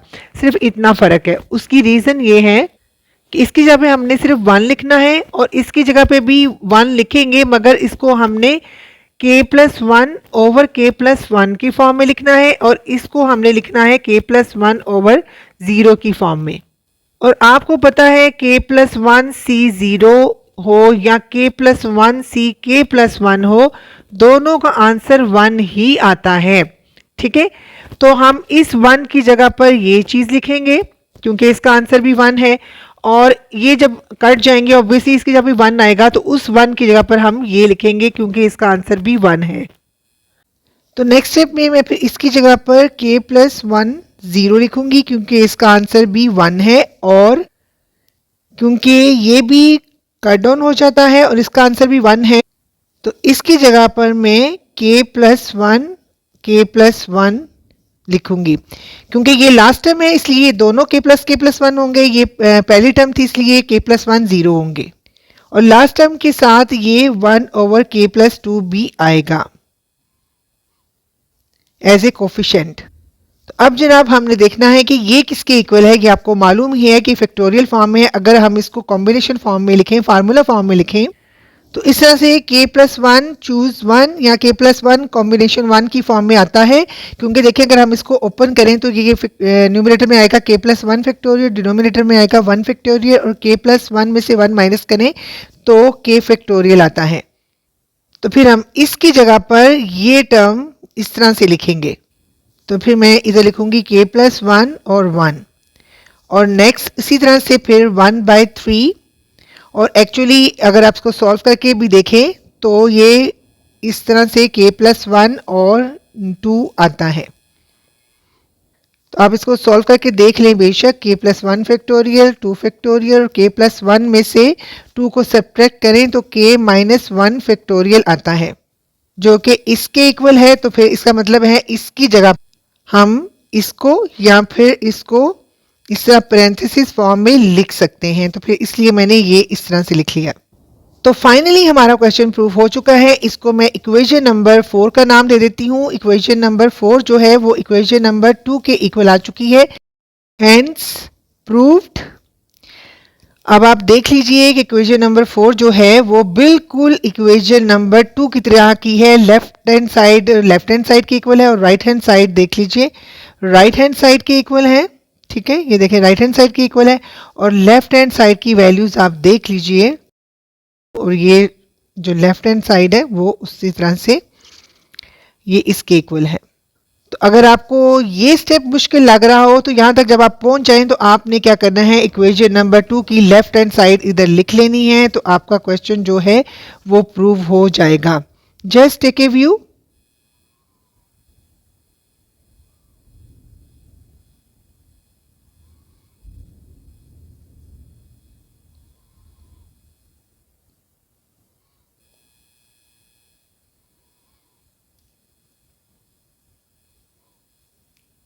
Now question number 20। Question number 20 में हमने देखना है कि n³ + 2n जो है वो डिविजिबल बाय 3 है, यानी कि 3 से ये डिवाइड हो सकता है, और ये चीज़ हमने प्रूव करनी है बाय मैथमेटिकल इंडक्शन। और उसी तरह से फिर हमें n की जो लोएस्ट वैल्यू दी गई है वो 1 है। तो यानी कि फर्स्ट स्टेप हमारा बेसिस स्टेप फॉर n = 1 ये होगा कि हम इसमें n की जगह पर 1 पुट करेंगे। तो अब हम इसको सॉल्व करते हैं तो हमारे पास 3 ही आ जाता है। तो अब ये 3 आ गया, इसका मतलब है ये 3 से डिवाइड हो सकता है, यानी कि कंप्लीटली डिवाइड हो सकता है। तो इसलिए हम लिखेंगे true for n = 1 as it is divisible by 3। अब आपको पता है कि सेकंड स्टेप यानी कि इंडक्टिव स्टेप में हम जो हमें वैल्यू दी गई होती है उसके अंदर n की जगह पे k पुट करना होता है और उसे हमने अज्यूम यानी कि सपोज करना होता है कि इट इज़ ट्रू। तो फिर यहाँ पे हम लिखेंगे कि we suppose that it is true for n is equal to k, और फिर हम n क्यूब प्लस 2n में n की जगह पर k पुट करके लिखते हैं। तो हमारे पास ये वैल्यू आती है, क्योंकि हमने ये सपोज यानी कि अज्यूम किया है कि ये डिविजिबल बाय 3 है, तो हम इसको फिर 3q लिख सकते हैं या 3p लिख सकते हैं। यानी कि इसको समझ लें, हमने इसमें कन्वर्ट कर दिए। 3 का हमने डिजिट 7 इसलिए लगाया है क्योंकि क्वेश्चन में दिया हुआ है कि इज़ डिविजिबल बाय 3, इस वजह से हमने 7 3 लगाया है। ठीक है, अगर डिविजिबल बाय 6 हो या कुछ और हो तो फिर आपने उसी तरह से वही डिजिट लगाना होगा, और q जो है वो इंटीजर के तौर पर बिहेव करेगा। फिर उसी तरह से हमने n is equal to k plus 1 के लिए प्रूफ करना है, तो उसी तरह से फिर हमने n क्यू प्लस 2n में n की जगह पर k प्लस 1 पुट करना है। पुट करके हमारे पास ये वैल्यू आती है। अब हम इसके ऊपर फार्मूला अप्लाई करते हैं a plus B whole cube वाला। अब इस फार्मूले के तहत हम इसको ओपन करते हैं, तो ये आएगा k cube plus 1 cube plus 3k square into 1 plus 3k into 1 square, तो ये 7 2 इंटू k प्लस 1। इसको भी यहीं पर ओपन कर लेते हैं, तो ये बन जाएगा 2k प्लस 2। अब नेक्स्ट स्टेप में सिंप्लीफाई करने के बाद हमारे पास ये वैल्यूज़ आ जाती हैं, लेकिन हम ऐसी वैल्यूज़ को अलहदा कर लेते हैं जैसे कि हमने n is equal to k put करने के बाद हासिल की थी। चलिए हम इसको इक्वेशन नंबर 1 कह देते हैं। इक्वेशन नंबर 1 वाली वैल्यूज़ जो हैं वो ये वाली हैं, इनको हम अलहदा कर लेते हैं। अब आपने ये भी यहाँ पे यही करना है कि जो इक्वेशन नंबर 1 की तरह की वैल्यूज़ होंगी उनको अलहदा कर देना है, और जो बाकी वैल्यूज़ बच जाएंगी उनको अलहदा कर देना है। अब इस वाली ब्रैकेट में से 3 कॉमन लिया जा सकता है, तो नेक्स्ट स्टेप में हम इसमें से 3 को कॉमन ले लेते हैं। अब देखिए इसका हमने ना नेम रख लिया था 3q, यानी इसको हमने 3q के इक्वल रख लिया था, और q को हमने कहा था कि q जो है वो एक इंटीजर है। ठीक है, तो अब हम इसकी जगह पर 3q ही लिख लेते हैं फ्रॉम इक्वेशन 1, और हम इसको भी किसी एक इंटीजर में चेंज कर देते हैं, जैसे इसको हम नाम p रख लेते हैं। अब हम इन दोनों में से 3 को कॉमन ले लेते हैं। अभी आप देखिए इसका कोफिशिएंट 3 है, तो इसका मतलब है हम इसको 3 से डिवाइड कर सकते हैं। और p प्लस क्यू भी एक इंटीजर है, क्योंकि आपको पता है प्रॉपर्टी इंटीजर की, sum of integers is also an integer. और फिर आखिर पे बस आप ये लिखेंगे hence it is proof that 3p plus Q is also divisible by 3, और क्वेश्चन आपका प्रूफ हो चुका है। Just take a view. Question number 21 हमें जो लोएस्ट वैल्यू n की दी गई है वो 1 है, और हमने ये प्रूफ करना है कि जो 6 है वो n स्क्वायर प्लस 5 का फैक्टर है। तो उसी तरह से फिर बेसिस स्टेप यानी कि first step for n is equal to 1 ये होगा। हमने करना क्या होगा, यहाँ पे जहाँ जहाँ n है उस जगह पर हमने 1 पुट करना है। 1 पुट करने के बाद जो हमारे पास वैल्यू आ रही वो है 6। तो प्रूफ भी हमने ये करना था कि 6 is factor of n into n square plus 5, तो ये हमारा आंसर 6 आ गया। इसका मतलब है कि 6 इसका फैक्टर है। तो फिर हम लिखेंगे true for n is equal to 1 hence 6 is the factor of n into n square plus 5। फिर उसी तरह से इंडक्टिव मेथड में हमने अज्यूम करना है यानी सपोज करना है कि ये ट्रू है for n is equal to k, और उसी तरह से फिर हमने इसमें n की जगह पर k पुट करके लिखना है। तो ये हमारे पास वैल्यू आती है k क्यूब प्लस 5k, और अब हम इसको 6p या 6q कोई भी इंटीजर की फॉर्म में लिख लें। जैसे मैंने आपको प्रीवियस क्वेश्चन में बताया था कि उसमें 3 था तो हमने 3p लिख लिया था या 3q लिखा था, यानी कि आप कोई भी जो इंटीजर है या p या q कोई भी नाम इसको दे सकते हैं। तो इस क्वेश्चन में 6 है तो हमने फिर इसको 6p का नाम दे दिया, और ये आपने खुद से देना है क्योंकि आप सपोज कर रहे हैं कि ये 6p है यानी कि ये फैक्टर है। इसका मतलब है कि इसके अंदर 6 आ रहा है, यानी कि डिवाइड किया जा सकता है 6 के साथ। तो अब हमने सपोज कर लिया ये ट्रू है, तो अब हम नेक्स्ट प्रूफ करेंगे। तो फिर हम नेक्स्ट इसी इक्वेशन में n की जगह पर k प्लस 1 पुट करके इसे प्रूफ करेंगे। तो फिर हमने इसमें n की जगह पर k प्लस 1 पुट किया तो ये वैल्यू आ गई। इसको हम सिंप्लीफाई करते हैं। इसके ऊपर हमने a plus B whole square वाला फार्मूला अप्लाई किया है, तो ये वाली वैल्यूज़ आ गई हैं। अब नेक्स्ट स्टेप में हमारे पास नेक्स्ट स्टेप में सिंप्लीफाई करने के बाद ये वैल्यू आ चुकी है, इन दोनों ब्रैकेट्स को मल्टीप्लाई करें तो हमारे पास वैल्यू आती है। फर्दर सिंप्लीफाई कर लें तो हमारे पास ये वैल्यू आती है। लेकिन हम इक्वेशन नंबर 1 की जो ये वाली वैल्यू है उसको हम इसमें से निकालना चाहते हैं, तो हम क्या करेंगे, ये एक k3 यहाँ से यानी कि k क्यूब यहाँ से ले लेंगे और 8k में से 5k हम सेपरेट कर लेंगे और बाकी वैल्यूज़ क्या रहेंगी, ये 3k के तो एज इट इज़ रहेगा। 8k में से 5k हमने सेपरेट कर लिया, बाकी हमारे पास बच गए हैं 3k प्लस 6। अब ये k क्यूब प्लस 5k जो है वो एक्चुअली इक्वेशन नंबर 1 की इसकी वैल्यू के इक्वल है, जो कि 6p के इक्वल है, तो हम इसकी जगह पर 6p लिख लेते हैं। इसमें से हम 3 को कॉमन ले लेते हैं तो वैल्यूज़ आ जाएंगी k प्लस 3 टू द 6। अब यहाँ पे 3 है लेकिन हमें इसे 6 बनाना है, तो क्या करेंगे, 2 से मल्टीप्लाई भी करेंगे, 2 से डिवाइड भी करेंगे। तो नेक्स्ट स्टेप में हमारे पास इस तरह से वैल्यूज़ आ जाएंगी। अब हम इसका भी एक नाम रख देते हैं, ये जो ब्रैकेट के अंदर वाली वैल्यूज़ है इसका हम नाम रख लेते हैं प्लस 6q। अब 6 इसमें से कॉमन ले लें, p प्लस q की फॉर्म में आ जाता है। अब आपको मैंने बताया है p भी इंटीजर है, q भी इंटीजर है, and sum of integers again is an integer. तो आखिर पे बस आपने ये लिखना है true for n is equal to k plus 1 and 6 is a factor of n into n square plus 5 और n is greater than equal to 1। बस और ज़्यादा कोई स्टोरियाँ इस पर लिखने की ज़रूरत नहीं है, जस्ट टेक ए व्यू। अब क्वेश्चन नंबर 22 में एक एक्सप्रेशन दिया गया है, उन्होंने कहा है कि ये प्रूफ करें कि एक रैशनल नंबर है। और आपको पता है रैशनल नंबर कौन से होते हैं, जो p बाई क्यू फॉर्म में हो वो सारे के सारे रैशनल नंबर्स होते हैं। इसके अलावा इंटीजर्स जैसे 2, 3, 5 ये सारे इंटीजर्स भी रैशनल नंबर है, क्योंकि इनको आप लिख सकते हैं 2/1, 3/1, 5/1 एटसेट्रा। इसके अलावा ऐसे रैशनल नंबर्स होते हैं जो टर्मिनेट हो जाएं, यानी कि उनका आंसर जो है ख़त्म हो जाए, या फिर नॉन टर्मिनेटिंग रिपीटिंग वर्ड्स हों तो वो भी रैशनल होते हैं, कि ये रिकरिंग है और नॉन टर्मिनेटिंग है, यानी कि ख़त्म नहीं हो रहे और रिपीट होते जा रहे हैं, ठीक है, रिकरिंग है और नॉन टर्मिनेटिंग है, तो ये वाले भी जो होते हैं वो रैशनल नंबर्स होते हैं। अब स्टेप 1 फॉर बेसिस स्टेप हम n इज इक्वल टू 1 के लिए ले लेते हैं, क्योंकि यहाँ पे n की कोई वैल्यू नहीं दी गई तो हम n इज इक्वल टू 1 खुद से ले लेते हैं। तो एक्सप्रेशन में n की जगह पे 1 पुट करके देखते हैं, तो इसको सॉल्व कर लें तो हमारे पास आंसर आता है 1। तो 1 भी एक रैशनल नंबर है, क्योंकि 1 को आप 1/1 की फॉर्म में लिख सकते हैं, यानी कि p बाई क्यू की फॉर्म में लिख सकते हैं। तो फिर हम लिखेंगे so 1 is a rational number, so true for n is equal to 1। अब सेकंड स्टेप हमारा n is equal to k के लिए एक्सप्रेशन में n की जगह पर k पुट करते हैं। तो फिर उस तरह से हमने n की जगह पर k पुट कर दिया और हमने ये सपोज करना है, अज्यूम करना है कि it is true for n is equal to k।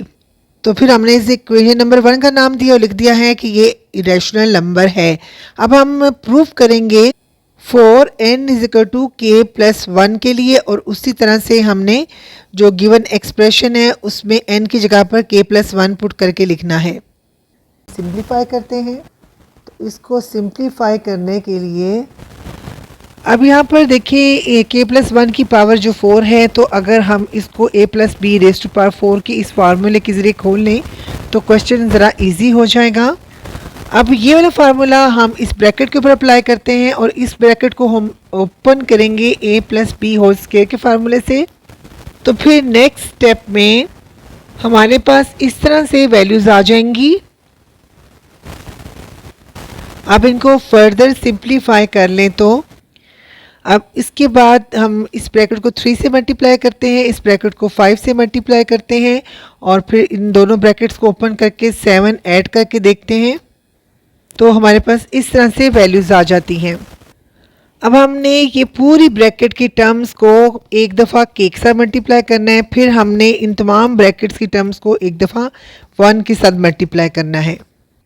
तो फिर इस तरह से हमारे पास वैल्यूज़ आ जाती हैं। अब हमने यहाँ पर आके क्या करना है, हमने इक्वेशन नंबर 1 को देखना है। इक्वेशन नंबर 1 की जो ये वैल्यूज़ है, इसको हमने इस तरह की वैल्यूज़ को हमने इस इक्वेशन में से, यानी कि इस इक्वेशन नंबर 2, उसका नाम हम इक्वेशन नंबर 2 रख देते हैं, इसमें से सेपरेट कर देना है। यानी कि k के साथ कुछ टर्म्स जो इस तरह के रिजेंबल कर रहे हैं, 3k4 प्लस 5k प्लस 7, उनको हमने सेपरेट करके अलहदा से निकाल लेना है।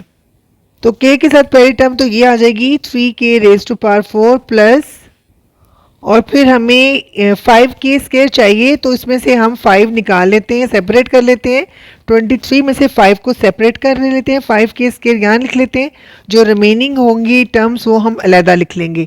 इनके रिमेनिंग 18 के स्क्वायर बच जाता है, वो हम दोबारा के साथ लिख लेंगे। और इसके बाद हमें यहाँ पर 7 भी चाहिए। 15 में से हम 7 को सेपरेट कर लेते हैं और अब हम जो बाकी के साथ टर्म्स बचेंगी वो यहाँ लिख लेते हैं। बाकी ये वाली टर्म तो यहाँ आ गई। अब बाकी बच गई हैं 12 के क्यूब और 23 में से हमने 5 सेपरेट कर लिया है, बाकी बच गया है 18 के स्क्वायर और इसमें से भी 22 के एज इट इज़ आ जाएगा। 15 में से 7 हमने निकाल लिए हैं, बाकी 8 बच गए हैं और ये वाली टर्म्स तो एज इट इज़ ही आ जाएंगी एंड ओवर 15।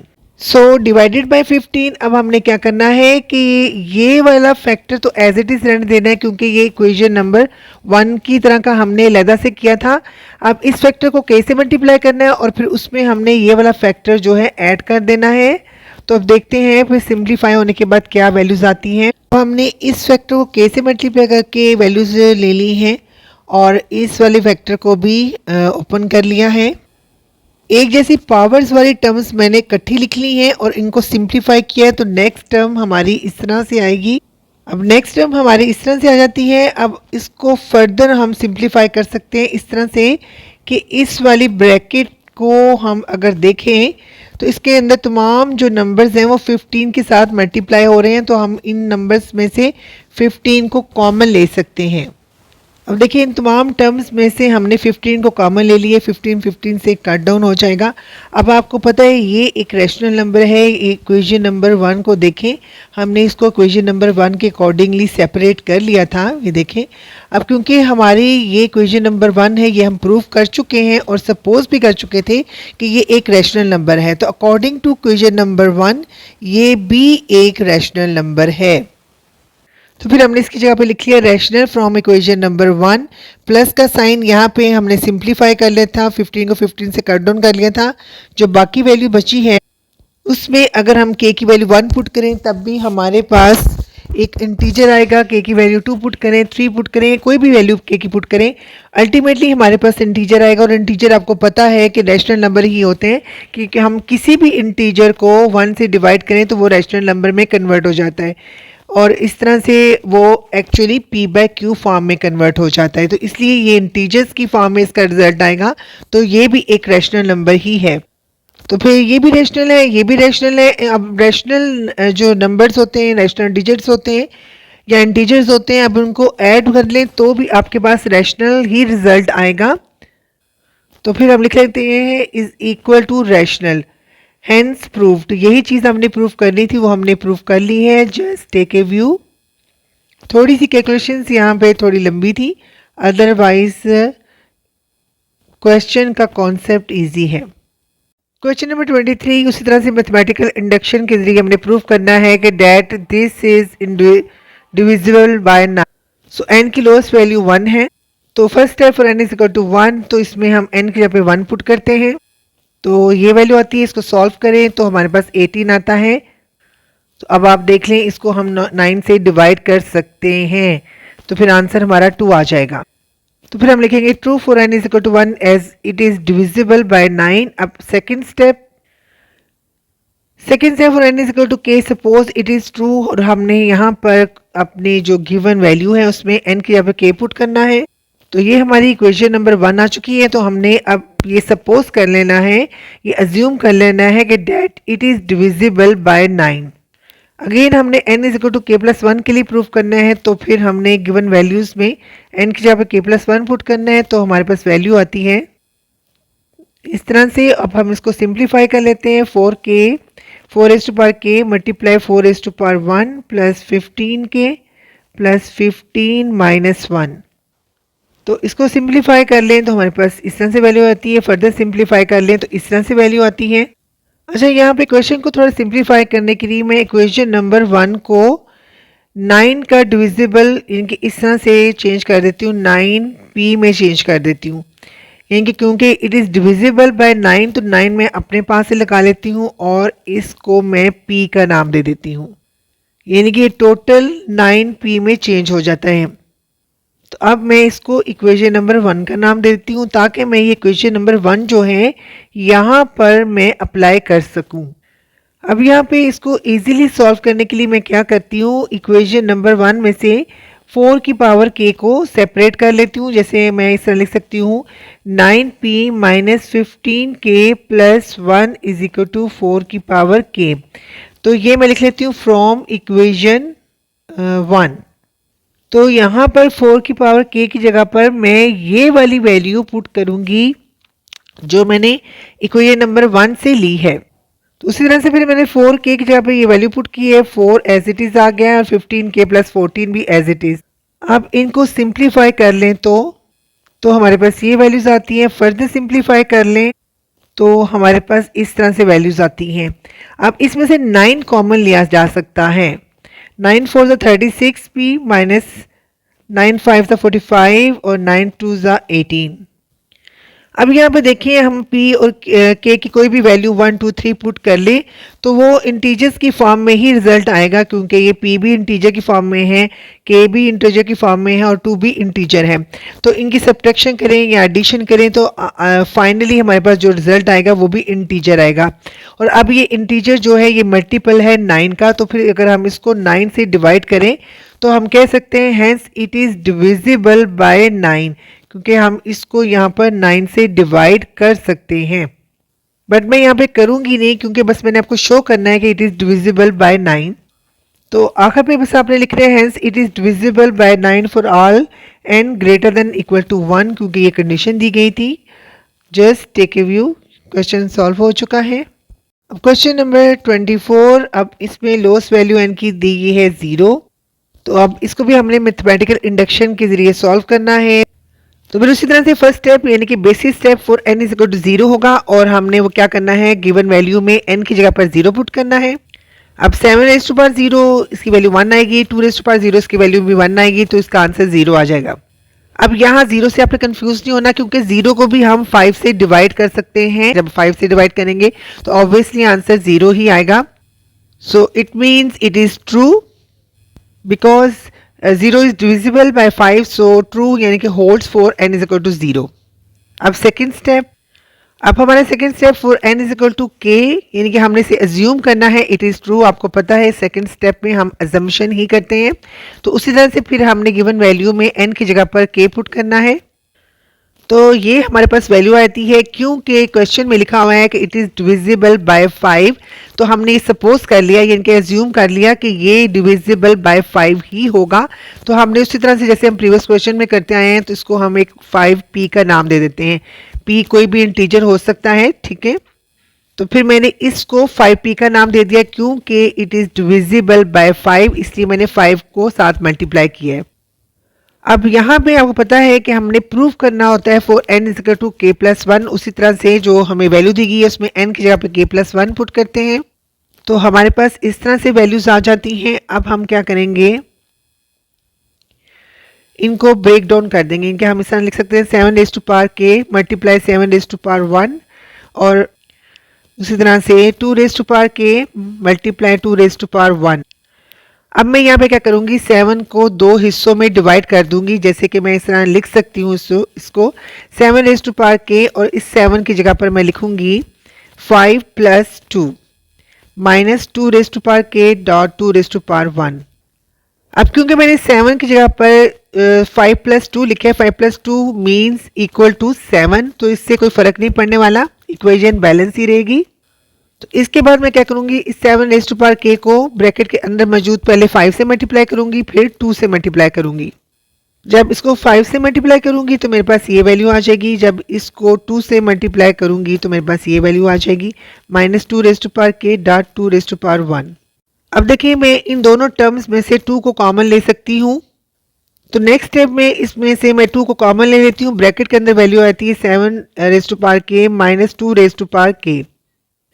अब आप देखें ये 7 raise to power k minus 2 raise to power k equation number 1 की इस वैल्यू के इक्वल है, तो फिर मैं इसकी जगह पर 5p लिख सकती हूँ। तो फिर उसी तरह से नेक्स्ट स्टेप में मैं इसकी जगह पर 5p लिख लेती हूँ। तो मेरे पास ये वैल्यूज आ जाएंगी 7^8.5 प्लस 10p। अब यहाँ पर 7^8.5 को हम 5.7 भी लिख सकते हैं, क्योंकि a.b को हम b.a की फॉर्म में लिख सकते हैं, तो इसलिए मैं इसको भी इसी रूल के तहत इस तरह लिख सकती हूँ। तो फिर मैं इसकी जगह पर लिखूंगी नेक्स्ट स्टेप में 5.7 प्लस 10p। अब आप इस स्टेप में देखें कि ये भी डिविजिबल बाय 5 है और ये भी डिविजिबल बाय 5 है, क्योंकि इसको भी हम कट डाउन कर सकते हैं 5 से, इसको भी हम कट कर सकते हैं 5 2 10। तो इसका मतलब है ये दोनों टर्म्स जो हैं वो डिविजिबल बाय 5 हैं। तो इसलिए हम लिख सकते हैं कि ये टर्म भी डिविजिबल बाय 5 और ये वाली टर्म भी डिविजिबल बाय 5। और वैसे अगर आप चाहें तो इनमें से 5 को कॉमन भी ले सकते हैं, तो ये आ जाएगा 7^k प्लस 2p, तब भी ये डिविजिबल बाय 5 ही रहेगा। तो इसका मतलब ये है कि अगर दोनों टर्म्स हमारी डिविजिबल बाय 5 हैं तो उनका सम भी डिविजिबल बाय 5 ही है। तो हम इसको इक्वेशन नंबर 2 का नाम दे देते हैं। तो अब हम इसकी जगह पर लिखेंगे as both terms of equation 2 are divisible by 5, hence their sum is also divisible by 5। यानी कि उनके सम को भी हम 5 से डिवाइड कर सकते हैं, 5 इसका फैक्टर है।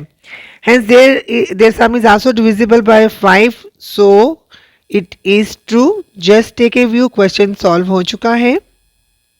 No question number 25। अब आप याद रखें 25 क्वेश्चन से लेकर ऑनवर्ड जितने भी क्वेश्चन हैं उनमें एक तो इनइक्वालिटी साइन आएंगे। हमने मेथड तो वही यूज़ करना है, मैथमेटिकल इंडक्शन वाला, मगर 25 क्वेश्चन से ऑनवर्ड 25 एंड ऑनवर्ड क्वेश्चन जो हैं उनमें इनइक्वालिटी साइन आएंगे। अब इनइक्वालिटी साइन में ये वाले साइन यूज़ होते हैं जो ग्रेटर और स्मॉलर को शो कर रहे होते हैं। अब इस साइन में हमेशा याद रखिए जो ओपन माउथ साइन होता है वो ग्रेटर चीज़ों को शो कर रहा होता है, और यहाँ पे देखिए क्लोज्ड एंड है ना, तो ये वाली स्मॉलर चीज़ों को शो कर रहा होगा। ठीक है, सो ये चीज़ आपने याद रखनी है। जहाँ पे जो साइन है ओपन माउथ वाला होगा वो चीज़ें ग्रेटर होंगी, और जहाँ पे क्लोज साइन होगा वो चीज़ें स्मॉलर होंगी।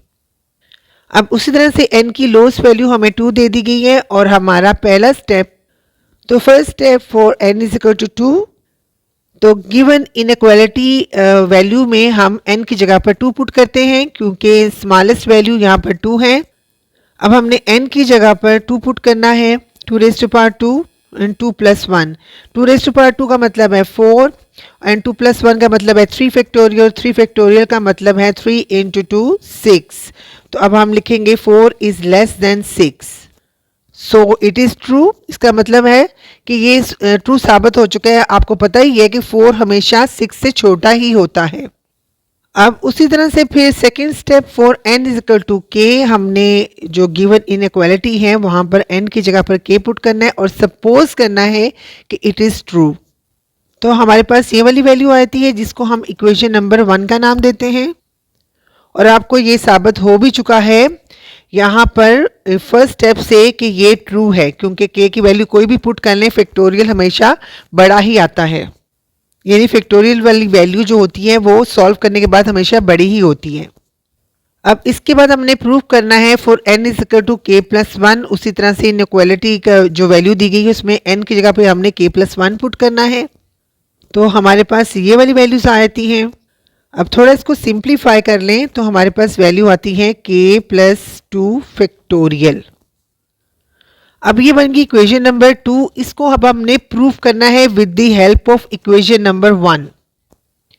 जैसे प्रीवियस कुछ क्वेश्चंस में हम क्या करते थे, इक्वेशन नंबर 1 को थोड़ा चेंज करते थे और उसको फिर फाइनली कन्वर्ट करते थे इक्वेशन नंबर 2 में। तो हम कहते थे कि हाँ अब हमारी इक्वेशन नंबर 2 वाली वैल्यू आ चुकी है, इसका मतलब है क्वेश्चन हमारा सॉल्व हो चुका है और प्रूव हो चुका है। तो इसी तरह से यहाँ पर भी मैंने इक्वेशन नंबर 1 की हेल्प से इक्वेशन नंबर 2 को प्रूव करना है, तो फिर मुझे इक्वेशन नंबर 1 की वैल्यू को दोबारा लिखना होगा। तो फिर मैं ये लिखती हूँ from equation number 1 2^k shows that it is less than k + 1 factorial. अब हमारे पास एक प्रॉपर्टी है या समझ ले एक रिजल्ट है जो हम यूज करने लगे हैं, क्योंकि क्वेश्चन में उन्होंने हमें इस वक्त के n की जो लोएस्ट वैल्यू है वो 2 दी है, तो हम इसी को लेकर चलेंगे और हमने n को k में कन्वर्ट कर लिया है, तो अब हम k को लेते हैं। यानी कि अब समझ लें लोएस्ट वैल्यू हमारे पास 2 है, ठीक है। अब जब 2 है वो किस से कम हो सकता है, एटलीस्ट वो 2 से तो कम नहीं हो सकता, ठीक है। इसका मतलब है 2 में कोई एक नंबर एटलीस्ट 1 ऐड कर दें तो फिर ये 2 जो है वो 3 से कम हो सकता है। इस तरह 2 4 से भी कम हो सकता है अगर हम 2 नंबर ऐड कर दें। इस तरह 2 जो है वो 5 से भी कम हो सकता है अगर हम 3 इसमें ऐड कर दें। यानी 2 से कम नहीं हो सकता, लेकिन 3 से कम हो सकता है, 4 से कम हो सकता है, 5 से कम हो सकता है। तो इसका मतलब है अगर हम यूं लिख लें, इसको एक जनरल फॉर्म में लिख लें 1 2 3, ये 1 2 3 लिखने की बजाय इस 1 2 3 की बजाय हम यहाँ पर k लिख लेते हैं और +2, सॉरी ये वाला 2 है, +2, तो ये हमारे पास एक जनरल फॉर्म आ जाती है। ये शो करती है कि 2 जो है वो k + 2 से छोटा है। ये k की वैल्यू कुछ भी हो सकती है, वो 1 से शुरू होंगी, 1 2 3 या कुछ भी हो सकती हैं, या हो सकता है वो 2 से भी शुरू हो सकती हैं, लेकिन k की वैल्यू यहाँ 0 नहीं होगी क्योंकि लोएस्ट वैल्यू जो हमें दी गई है वो 2 ही दी गई है। तो फिर एटलीस्ट k की वैल्यू जो शुरू होगी वो 2 से शुरू होगी, 2 होगी या 3 होगी या 4 होगी, बल्कि ये भी नहीं होगी। तो हमने ये वाला रिजल्ट जो है इसमें से निकाल लिया है कि 2 जो है वो लेस देन k + 2 है। तो अब ये जो इक्वेशन नंबर 1 थी इसको हमने मल्टीप्लाई करना है लेफ्ट हैंड साइड को 2 के साथ और राइट हैंड साइड को k + 2 के साथ फ्रॉम इक्वेशन नंबर 3। तो फिर ये स्टेटमेंट जरा गौर से देखिए, multiply left inequality of equation 1 by 2 and write inequality of equation 1 by k + 2 from equation 3। तो आपने एग्जाम्स में अगर ये क्वेश्चन आता है तो ये इक्वेशन नंबर 3b लिखनी है, उसमें जस्ट आपने ये लिख देना है वी नो डैट। तो ये जो सारा प्रोसेस है ये वाला, ये लिखने की जरूरत नहीं, तो सिर्फ मैंने आपको एक्सप्लेन करने के लिए किया है।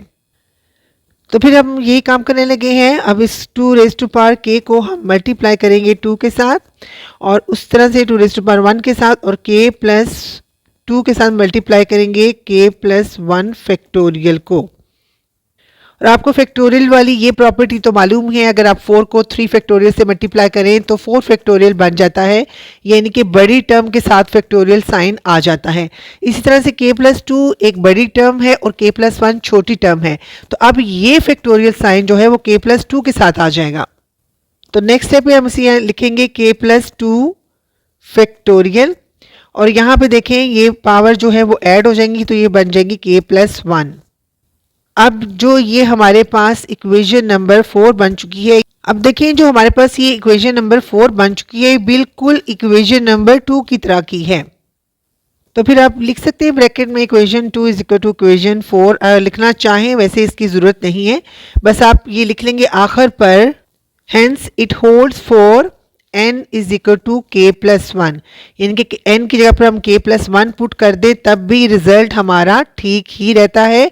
एंड दिस इज आंसर, और ये हमने प्रूव कर लिया है। Just take a view. Now question number 26, इसको भी मैथमेटिकल इंडक्शन से हमने प्रूव करना है। इनइक्वालिटी वाला क्वेश्चन है, n की जो लोएस्ट वैल्यू दी गई है वो 2 है, तो हमारा फिर फर्स्ट स्टेप, अब फर्स्ट स्टेप यानी बेसिस स्टेप के लिए हमने जो गिवन इनइक्वालिटी है उसमें n की जगह पर 2 पुट करना है। तो हमारे पास ये वैल्यूज आ जाती हैं 5 25 + 9 > 36।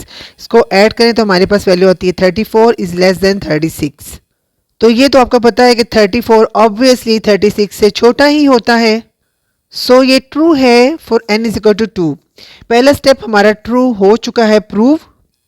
अब सेकेंड स्टेप यानी इंडक्टिव स्टेप जो है फॉर n = k के लिए, इसको भी हमने सपोज कर लेना है कि इट इज ट्रू, ठीक है। जब आप सपोज कर लेते हैं तो फिर वो ट्रू ही होता है। तो बाबा आपने क्या करना है, उसी तरह से इनइक्वालिटी की इस वैल्यू में n की जगह पर क्या पुट करना है, k पुट करना है। तो ये हमारी इक्वेशन नंबर 1 बन गई है। अब हमने प्रूफ क्या करना है फॉर n = k + 1 के लिए, यानी कि हमारी जो गिवन इनइक्वालिटी है उसमें n की जगह पर सबसे पहले तो हम k + 1 पुट करके देखते हैं कि क्या चीज़ प्रूफ करनी है। तो ये हमारी बन गई है इक्वेशन नंबर 2। अब उसी तरह से जैसे कुछ प्रीवियस क्वेश्चन में हम करते आए हैं कि इक्वेशन नंबर 1 के ऊपर हम चेंजेस लाएंगे, यानी इक्वेशन नंबर 1 के ऊपर हम प्रोसेस करेंगे और फाइनली उसको इस तरह की फॉर्म में कन्वर्ट करके हम प्रूव कर देंगे अपना क्वेश्चन कि ये ट्रू है for n is equal to k+1 के लिए b। तो अब क्योंकि हमने सारा प्रोसेस अपना इक्वेशन नंबर 1 पे करना है, जब तक हमारे पास ये वाला आंसर नहीं आया था तो हम फिर लिखते हैं फ्रॉम इक्वेशन 1, यानी कि हमने इक्वेशन नंबर 1 दोबारा लिख ली है।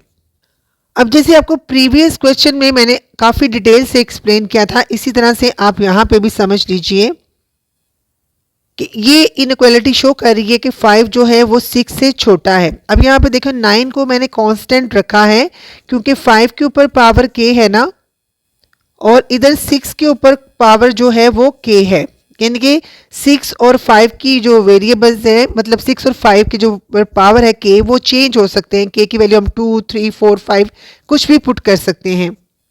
तो क्योंकि ये दोनों चेंज हो जाएंगे, k की वैल्यू के ऊपर डिपेंड करते हैं, k की वैल्यू 2 पुट करेंगे तब ये और वैल्यू आ जाएगी फिर 3, 4, 5 के हिसाब से, लेकिन 9 जो है वो कांस्टेंट ही रहेगा। तो इसलिए फिर हम यहाँ पर 5 और 6 को ही कंसीडर करते हैं। तो अब आपको पता चल गया होगा कि हमने 5 और 6 क्यों कंसीडर किया है। अब आपको ये भी पता है कि 5 हमेशा 6 से छोटा ही होता है। तो अब हमने ये चीज़ लिखनी है, we know that 5 is less than 6, और ये जो हमारी वैल्यूज़ हैं वो हमने इक्वेशन नंबर 1 के साथ मल्टीप्लाई करनी है, उसी तरह लेफ्ट हैंड के साइड के साथ 5 और राइट हैंड साइड के साथ 6। तो फिर आपने इस स्टेटमेंट लिख लेनी है, multiply left hand side of equation 1 with 5 and right hand side of equation 1 by 6 from equation 3। अब हम जनाब यहाँ मल्टीप्लाई करते हैं तो ये वैल्यू आ जाती है 5.5 raise to power k plus 9 multiply 5 less than 6 raise to power 1 and 6 raise to power k। तो अब हम इनको कंबाइन कर लेते हैं तो ये वैल्यूज़ आ जाएगी 5 raise to power k plus 1 plus 45 less than 6 raise to power k plus 1।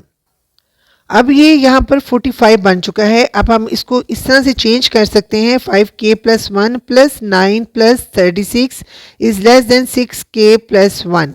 अब इसमें 36 एक्स्ट्रा है क्योंकि हमने तो अपनी इक्वेशन जो थी वो k प्लस 1 के हिसाब से बनानी थी और 9 हमारा कांस्टेंट था, 9 को ही रहना चाहिए था यहाँ पर, तो 36 तो एक्स्ट्रा हो गया ना। तो 36 को अगर हम इस साइड से निकाल दें, क्योंकि ये साइड कौन सी वाली है आपको पता है, ये साइड स्मॉलर साइड है, ठीक है। अगर इस स्मॉलर साइड में से मज़ीद कोई चीज़ निकाल दी जाए तो स्मॉलर साइड मज़ीद स्मॉलर हो जाएगी, इनकी छोटी साइड जो है वो मज़ीद छोटी हो जाएगी। तो उससे क्या होगा, इनइक्वालिटी में कोई फ़र्क नहीं पड़ेगा, वो पहले भी छोटी थी अब मज़ीद छोटी हो गई। तो फिर आपने ये स्टेटमेंट लिख लेनी है, delete 36 from left side of inequality, it will make smaller side more smaller and will not affect inequality, क्योंकि इससे इनइक्वालिटी को फ़र्क नहीं पड़ने वाला, हमारी जो इनइक्वालिटी है वो वैसी की वैसी ही रहने वाली है। अब आप सोचेंगे मैंने इसको निकाला क्यों, वो भी आपको पता चल जाता है, मैंने वैसे पहले आपको बता चुकी हूँ। अब निकालने के बाद हमारे पास वैल्यू रह जाएगी 5k plus 1 plus 9 less than 6 raise to power k plus 1। ये बन गई हमारी इक्वेशन नंबर 4। अब ये देखिए इक्वेशन नंबर 4 और इक्वेशन नंबर 2 बिल्कुल सेम है, ठीक है। ये है हमारी इक्वेशन नंबर 2 और ये है हमारी इक्वेशन नंबर 4। क्योंकि हमने इक्वेशन नंबर 4 को इक्वेशन नंबर 2 की तरह बनाना था, इस वजह से हमें यहाँ पर 9 चाहिए था और 9 हमने निकाल देना था। आपके पास इसी तरह का सिमिलर क्वेश्चन अनसीन भी बोर्ड में आ जाए तो आपको इस तरह से करना पड़े तो जो एक्स्ट्रा चीज़ होगी वो आप निकाल सकते हैं, लेकिन शर्त ये है कि इनइक्वालिटी साइन पे फ़र्क ना पड़ रहा हो। जैसे यहाँ पर इनइक्वालिटी साइन पे फ़र्क नहीं पड़ रहा, जो स्मॉलर साइड है वो स्मॉलर ही रहती है और जो बिगर साइड है, ये लार्जर साइड है, वो लार्जर ही रहती है। तो अगर ऐसा ही रहे, स्मॉलर स्मॉलर ही रहे, लार्जर लार्जर ही रहे, तो आप समझ जाएं कि इनइक्वालिटी में फ़र्क नहीं पड़ रहा। तो हैंस आप यहाँ पे लिखेंगे equation 4 is equal to equation 2। तो ये हमने प्रूव करना था तो हम प्रूव कर चुके हैं, that is proved. Just take a view. I hope आपको ये क्वेश्चन भी समझ आ गया होगा इंशाल्लाह ताला। No question number 27, Bernoulli's inequality. अब ये बेर्नौलीज इनइक्वालिटी वाला क्वेश्चन बहुत इंपॉर्टेंट है और एग्जाम्स में डिफरेंट तरीक़ों से आ सकता है, क्योंकि आपके एग्जाम्स में SLO बेस्ड क्वेश्चंस आते हैं। तो फिर ये क्वेश्चन इस तरह से भी आ सकता है, ठीक है, और ये क्वेश्चन इस तरह से भी आ सकता है, ठीक है। अगर इस तरह से आ गया क्वेश्चन तो फिर आपको ये तमाम स्टेटमेंट्स जो ये वाली हैं ये अपने पास से लिखनी होंगी। इसलिए इस स्टेटमेंट को थोड़ा सा रट्टा लगा लें, क्योंकि ये स्टेटमेंट जो है डिफरेंट वेरिएबल की फॉर्म में भी आ सकती है। जब आएगी तब आपको समझ आ जाएगी कि बेर्नौलीज इनइक्वालिटी वाला क्वेश्चन है। यानी कि एज की जगह पर एक्स भी आ सकता है, एज की जगह पर क्यू भी आ सकता है, कुछ और वेरिएबल भी आ सकता है, या फिर इस तरह से स्टेटमेंट की फॉर्म में भी आ सकता है। तो उस वक्त आपको ये पूरी की पूरी स्टेटमेंट जो है वो खुद से लिखनी होंगी, क्योंकि इस स्टेटमेंट को लिखने के भी मार्क्स होंगे। अब इसके लिए मैं थोड़ी सी एक्स्ट्रा इन्फॉर्मेशन दे देती हूँ, क्योंकि एक दफ़ा MCQs में बच्चों को इस तरह का क्वेश्चन आया था कि ये वाली बेर्नौलीज इनइक्वालिटी किस वक्त बराबर हो सकती है, यानी ये इनइक्वालिटी कब इक्वालिटी में चेंज हो सकती है। इस तरह का क्वेश्चन आया था। तो अगर आपको भी MCQs में इस तरह का क्वेश्चन आ जाए तो आपने ये वाली ऑप्शन चूज़ करनी है। याद रखिए ये इनइक्वालिटी इक्वालिटी में तब चेंज होगी जब या तो n की वैल्यू 1 हो जाए या फिर एज की वैल्यू 0 हो जाए, ठीक है। इन दोनों प्रॉपर्टी में से कोई एक प्रॉपर्टी हो जाए तो ये इनइक्वालिटी जो है ये इक्वालिटी में चेंज हो जाएगी। तो अब आपने ये खुद ही प्रूव करना है कि n की वैल्यू 1 पुट करके देखें क्या ये वाकई इनइक्वालिटी इक्वालिटी में चेंज होती है, और फिर दोबारा से एज की वैल्यू 0 पुट करके देखें, तो फिर आपको आइडिया हो जाएगा कि किस तरह से ये इनइक्वालिटी इक्वालिटी में चेंज होती है। इसके अलावा एज इज़ ग्रेटर देन -1, ये बहुत इंपॉर्टेंट है। एज इज़ ग्रेटर देन -1 यानी कि एज की वैल्यू हमेशा -1 से बड़ी होगी। सो एज की वैल्यू 0 तो हो सकती है, 1 भी हो सकती है, क्योंकि 0 से स्टार्ट करके सारे पॉजिटिव नंबर आ सकते हैं एज में, लेकिन नेगेटिव नंबर नहीं आ सकते। तो ऑब्वियसली अगर -1 से बड़ी है तो फिर -2 से भी बड़ी होगी, -3 से भी बड़ी होगी। सो ये बहुत इंपॉर्टेंट प्रॉपर्टी है कि एज की वैल्यू जो है वो हमेशा -1 से बड़ी होनी चाहिए। लेकिन अगर ऐसा ना होता, एज की वैल्यू फॉर एग्जांपल -1 होती, तो क्या होता? चलिए अब हम यहाँ पे -1 पुट करके देखते हैं। तो ये बन जाता 0 raise to power n, which is obviously problematic. यानी कि इसको हम 0 रेज़ टू पावर n को तो ये तो अनडिफाइंड वैल्यू हो जाती है। सो ये अनडिफाइंड और कंट्राडिक्टरी रिजल्ट हमें अवॉइड करने होते हैं, जिसकी वजह से हम ये कंडीशन अप्लाई करते हैं। आई होप आपको ये चीज़ भी समझ आ गई होगी कि कंडीशन क्यों अप्लाई की जाती है, कि ये बहुत इंपॉर्टेंट इन्फॉर्मेशन है, क्योंकि हो सकता है ये आपके फिजिक्स में भी आ जाए। अब हम एक्चुअल क्वेश्चन की तरफ चलते हैं और उसको सॉल्व करते हैं।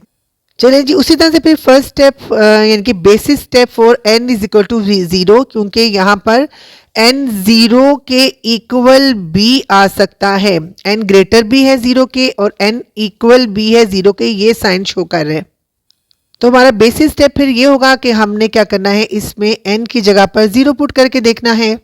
अब हमने 0 पुट कर दिए तो ये हो जाएगा 1 + 0 less than equal to 1 + h की पावर 0 है। किसी भी चीज़ की पावर 0 आ जाए तो उसका आंसर 1 होता है। सो 1 इज़ लेस देन और इक्वल टू 1। अब ये प्रॉपर्टी होल्ड कर रही है, क्योंकि 1 अगर 1 से छोटा नहीं है तो कम से कम इक्वल तो है ना, क्योंकि इक्वलिटी वाला साइन भी दिया हुआ है। तो लेस वाला यहाँ पे अप्लाई नहीं होगा, लेकिन इक्वलिटी वाला अप्लाई हो रहा है। सो फिर हम लिखेंगे which is true hence holds for n is equal to 0। अब सेकेंड स्टेप यानी कि इंडक्शन वाला स्टेप जो है for n is equal to k। अब इस इंडक्टिव स्टेप में हम क्या करेंगे, n की जगह पर यहाँ पर k पुट करेंगे और फिर सपोज करेंगे इट इज ट्रू। तो अब हमने n की जगह पर k पुट कर दिया, तो हमारे पास ये इक्वेशन नंबर 1 आ चुकी है। अब हमने प्रूव करना है कि for n is equal to k plus 1। तो फिर उसी तरह से इस इक्वेशन में हमने n की जगह पर k प्लस 1 पुट करना है और फिर यहाँ पर लिखना है। तो हमारे पास इक्वेशन नंबर 2 आ जाती है, ठीक है। अब उसी तरह से हमने दोबारा से इक्वेशन नंबर 1 को कंसीडर करना है। इसके अंदर हमने चेंजेस लानी है, कोई चीज़ मल्टीप्लाई करनी है या कोई ऐड सब्ट्रैक्ट जैसे हम पहले करते आए हैं, और इवेंचुअली उसको हमने इक्वेशन नंबर 2 की तरह बनाना है। जब हमारी इक्वेशन नंबर 1 इक्वेशन नंबर 2 की तरह बन जाएगी तो फिर हम कहेंगे हमारा रिजल्ट जो है प्रूव हो चुका है, और फिर वो ही हमारा आंसर होगा। इस वजह से हम दोबारा लिखेंगे फ्रॉम इक्वेशन 1 और इक्वेशन 1 दोबारा से लिखेंगे। अभी देखिए क्वेश्चन नंबर 1 हमने दोबारा लिख ली है। अब अगर हम इस साइड की इनइक्वालिटी की इस साइड को देखें तो अब यहाँ पे कंपेयर करके देख लीजिए कि यहाँ पर k+1 है, जबकि हमारे पास यहाँ k है। तो इसका मतलब है हमने इस k को इस तरह का k+1 बनाना है। तो क्या करना होगा कि हमें इस साइड पर 1 प्लस एच से मल्टीप्लाई करना होगा, क्योंकि 1 प्लस एच की पावर 1 होगी। तो जब ये दोनों टर्म्स मल्टीप्लाई होंगी इनकी पावर ऐड हो जाएंगी, और फाइनली हमारी ये वाली साइड इक्वेशन नंबर 2 की साइड के इक्वल आ जाएगी। लेकिन हम सिर्फ एक साइड पे तो मल्टीप्लाई नहीं कर सकते, फिर हमें फाइनली दोनों साइडों पे मल्टीप्लाई करना पड़ेगा, क्योंकि जो काम हम एक साइड पे करते हैं वही काम हम दूसरी साइड पे करते हैं। और दूसरी बात ये है कि इसमें इक्वालिटी साइन भी है, ठीक है। बेशक इनइक्वालिटी में भी हम ये ऐसे ही करते हैं। तो फिर हम लिखेंगे multiply equation 1 by 1 plus h on both sides में थोड़ा क्लियर करने के लिए लिखा है, अदरवाइज आपने लिख लिया इक्वेशन 1 को मल्टीप्लाई करें तो इसका मतलब है दोनों तरफ ही मल्टीप्लाई करना है। अब हमने दोनों तरफ मल्टीप्लाई कर लिया है। अब आपने देखना है कि इस साइड पर क्या फ़र्क पड़ेगा, क्योंकि 1 प्लस एच आप समझ लें कि बेस सेम है तो पावर विल बी ऐड, तो ये लिख लेंगे k+1, और इस साइड पर हम तमाम टर्म्स को मल्टीप्लाई करेंगे। तो मल्टीप्लाई करने के बाद हमारे पास ये टर्म्स आ जाएंगी। अब यहाँ से हमारे पास kh² जो है वो एक्स्ट्रा है, ठीक है। अगर हम इसको यहाँ से निकाल दें, ठीक है, तब भी ये स्मॉलर साइड है ना, तो ये स्मॉलर ही रहेगी, क्योंकि मज़ीद स्मॉलर हो जाएगी, ठीक है। इनइक्वालिटी साइन पे कोई फ़र्क नहीं पड़ने वाला। जैसे हमने एक प्रीवियस क्वेश्चन में भी एक डिजिट को आई थिंक 36 को सब्ट्रैक्ट किया था, तब भी मैंने आपको बताया था कि अगर कोई स्मॉलर साइड है उसमें से मज़ीद कोई चीज़ कम कर दी जाए तो वो मज़ीद स्मॉलर हो जाएगी। तो इनइक्वालिटी साइन में फ़र्क नहीं पड़ेगा, स्मॉलर स्मॉलर ही रहेगी, ग्रेटर ग्रेटर ही रहेगी। तो फिर मैंने यहाँ पे लिखते हैं by subtracting kh² from left hand side will not affect inequality. तो अब हम बाकी की वैल्यूज़ लिखते हैं। अब इनमें से एच को कॉमन ले लेते हैं। अब देख ले फाइनली हमारी इक्वेशन नंबर 4 जो है वो इक्वेशन नंबर 2 के इक्वल आ चुकी है, ठीक है। ये देखें इक्वेशन नंबर 2 और इक्वेशन नंबर 4 जो है बिल्कुल सेम है।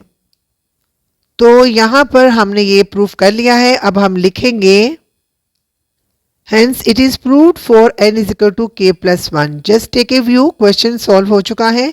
आई होप आपको ये समझ आ गया होगा इंशाल्लाह ताला। नाउ क्वेश्चन नंबर 28, n की लोएस्ट वैल्यू 5 दे दी गई है, तो फिर हमारा बेसिक स्टेप इस इनइक्वालिटी वाले क्वेश्चन के लिए होगा for n is equal to 5। तो इनइक्वालिटी में n की वैल्यू 5 पुट करने से हमारे पास ये वैल्यू होती है 10 - 2 का मतलब है यहाँ पर 8 वैल्यू आएगी।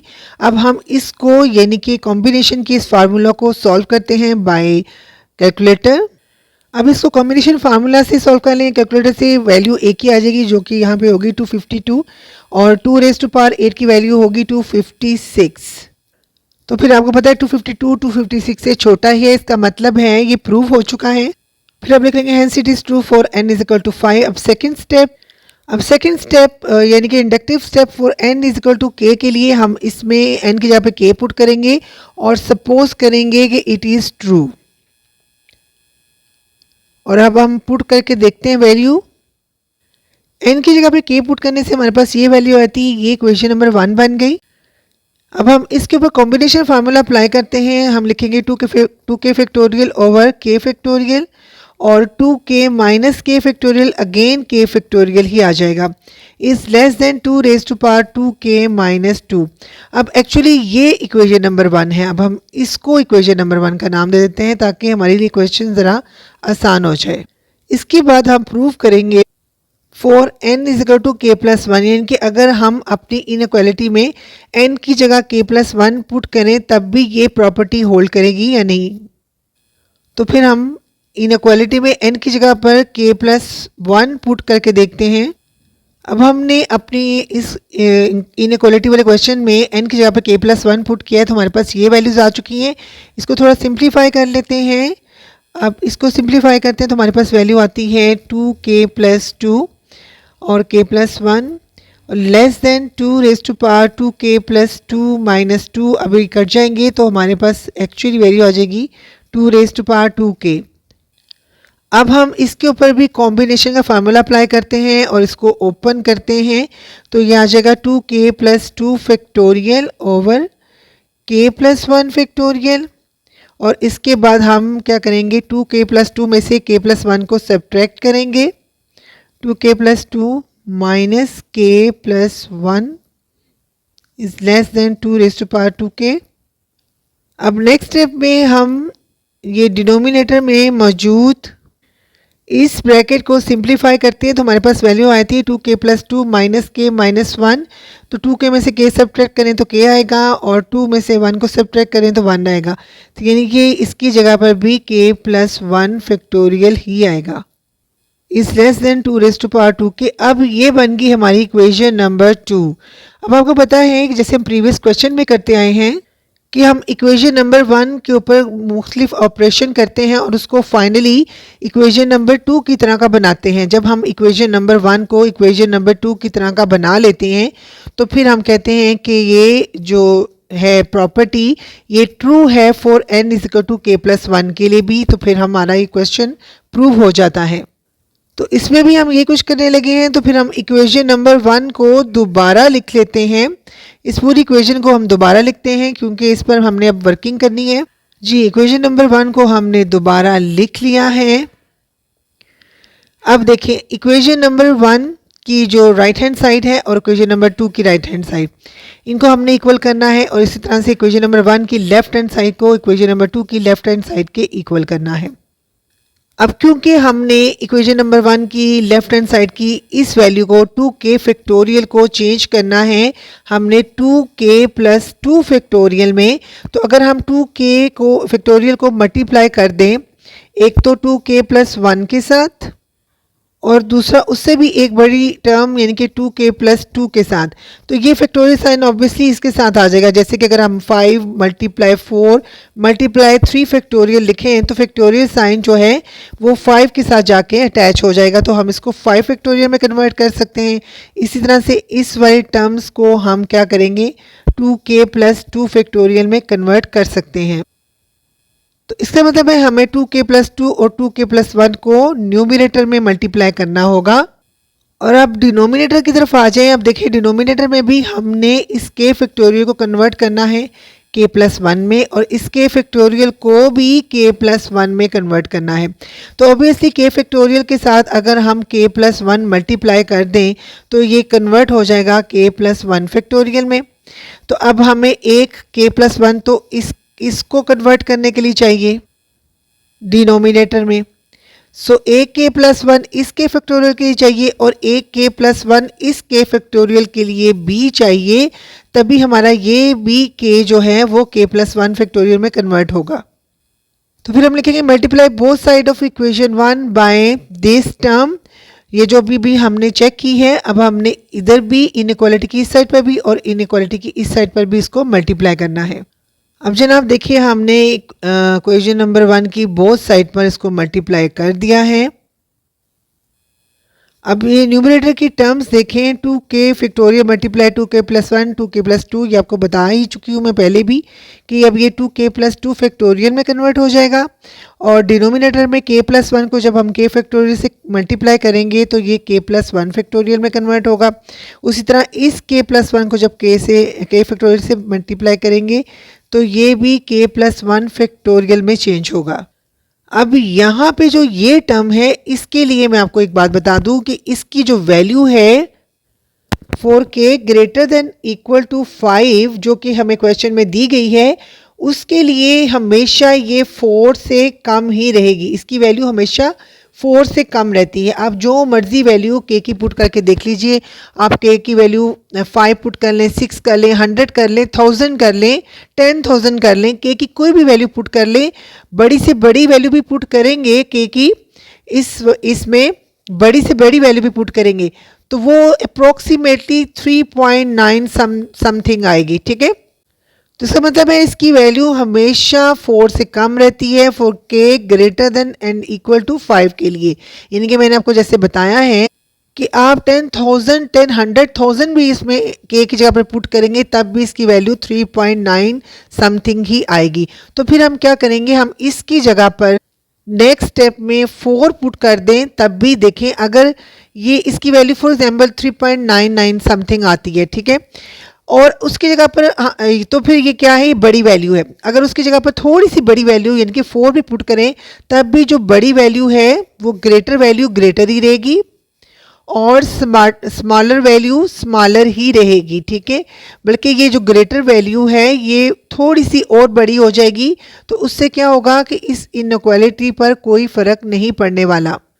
तो फिर मैं इसकी जगह पर 4 पुट कर दूंगी यहाँ पर, और साथ आप ये रीज़न भी दे देंगे, तो ये रीज़न देना ही काफ़ी होगा। अब ये नेक्स्ट स्टेप जो होगा हमारा वो इस तरह से होगा, वो ऐसे आ जाएगा। अब क्योंकि बेस सेम होगी है तो पावर जो है वो ऐड हो जाएंगी। तो अब हम यहाँ पर इसकी पावर की जगह पर लिखेंगे -2 + 2, 2 2 से कट जाएगा तो ऑब्वियसली 2⁻²k आ जाएगा। अब ये बन गई है हमारी इक्वेशन नंबर 3, जो कि प्योरली इक्वेशन नंबर 2 के इक्वल है। ये देखें इक्वेशन नंबर 2 ये थी, ठीक है, और इक्वेशन नंबर 3 ये है, ठीक है। फिर लास्ट पे फिर उसी तरह लिखेंगे hence it is true for n = k+1, और ये प्रूव हो चुका है। Just take a view. I hope आपको ये क्वेश्चन भी समझ आ गया होगा इंशाल्लाह ताला। क्वेश्चन नंबर 29, n की लोएस्ट वैल्यू 2 दे दी गई है और हमने इसको मैथमेटिकल इंडक्शन के जरिए प्रूव करना है। इनइक्वालिटी वाला क्वेश्चन है।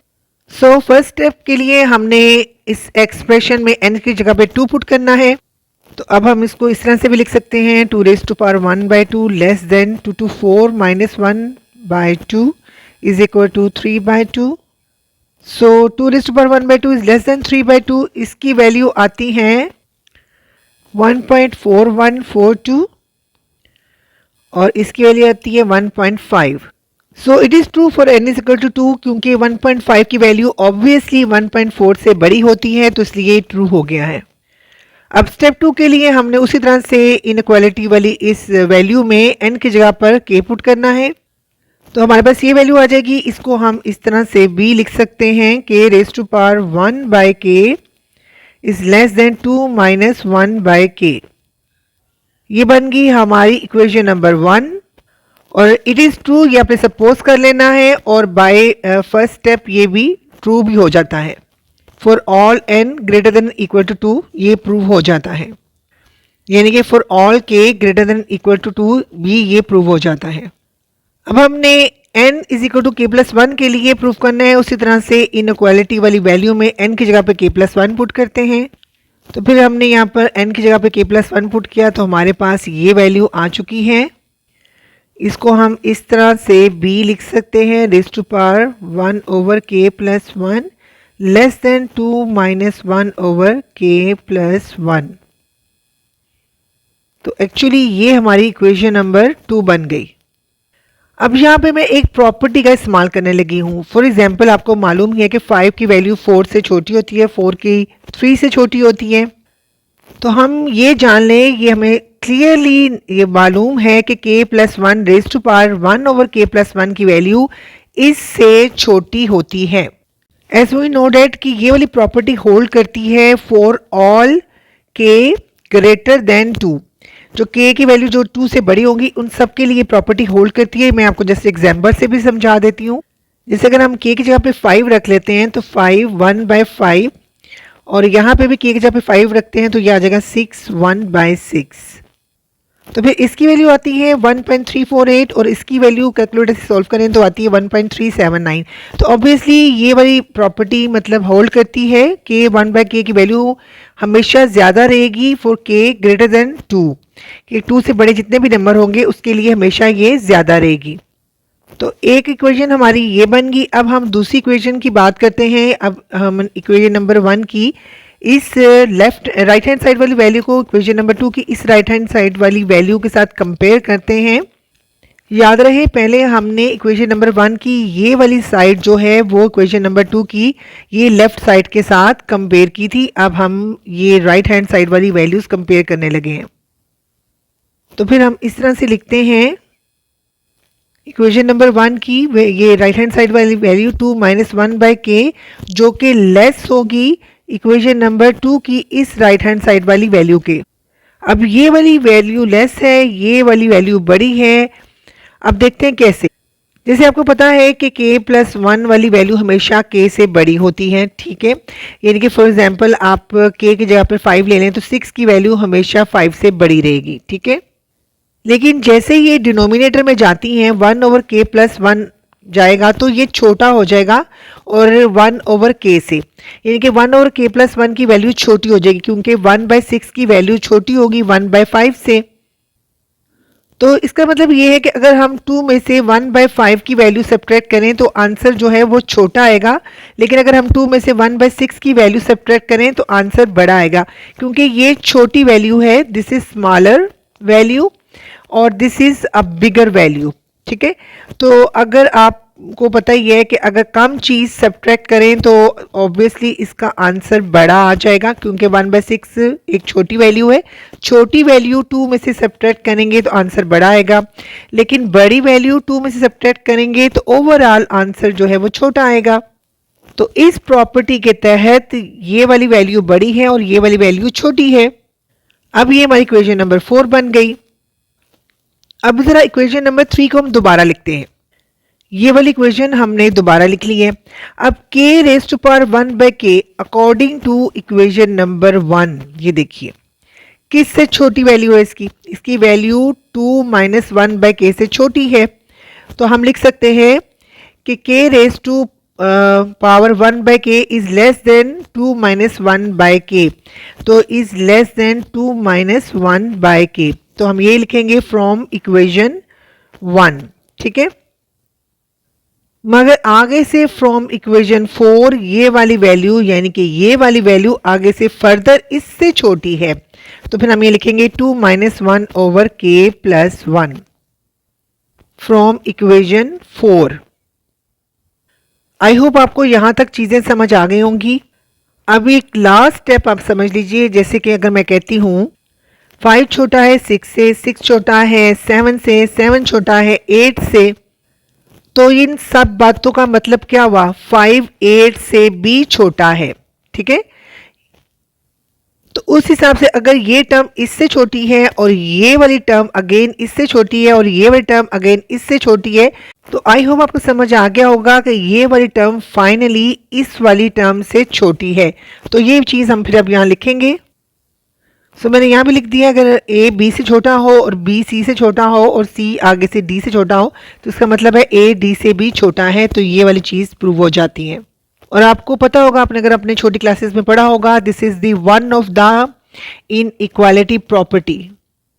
तो फाइनली ये हमारा प्रूव हो चुका है क्वेश्चन, यानी कि ये वही इक्वेशन नंबर 2 है जो हमने प्रूव करनी थी, लेकिन यहाँ पर हमने इनइक्वालिटी की एक प्रॉपर्टी के जरिए इसको प्रूव किया है। जस्ट टेक ए व्यू, देख लीजिए। ये है हमारी इक्वेशन नंबर 2। इसके इक्वल हमने प्रूव करना था, वो हम प्रूव कर चुके हैं। So just take a view the whole question. No question number 30, n की लोएस्ट वैल्यू 0 दे दी गई है। तो हम फर्स्ट स्टेप यानी बेसिक स्टेप में n की जगह पर 0 पुट करते हैं, तो हमारे पास जो वैल्यू आती है वो है 1 plus 0 less than equal to 4 raised to power 0 1 है, तो 1 is less than equal to 1।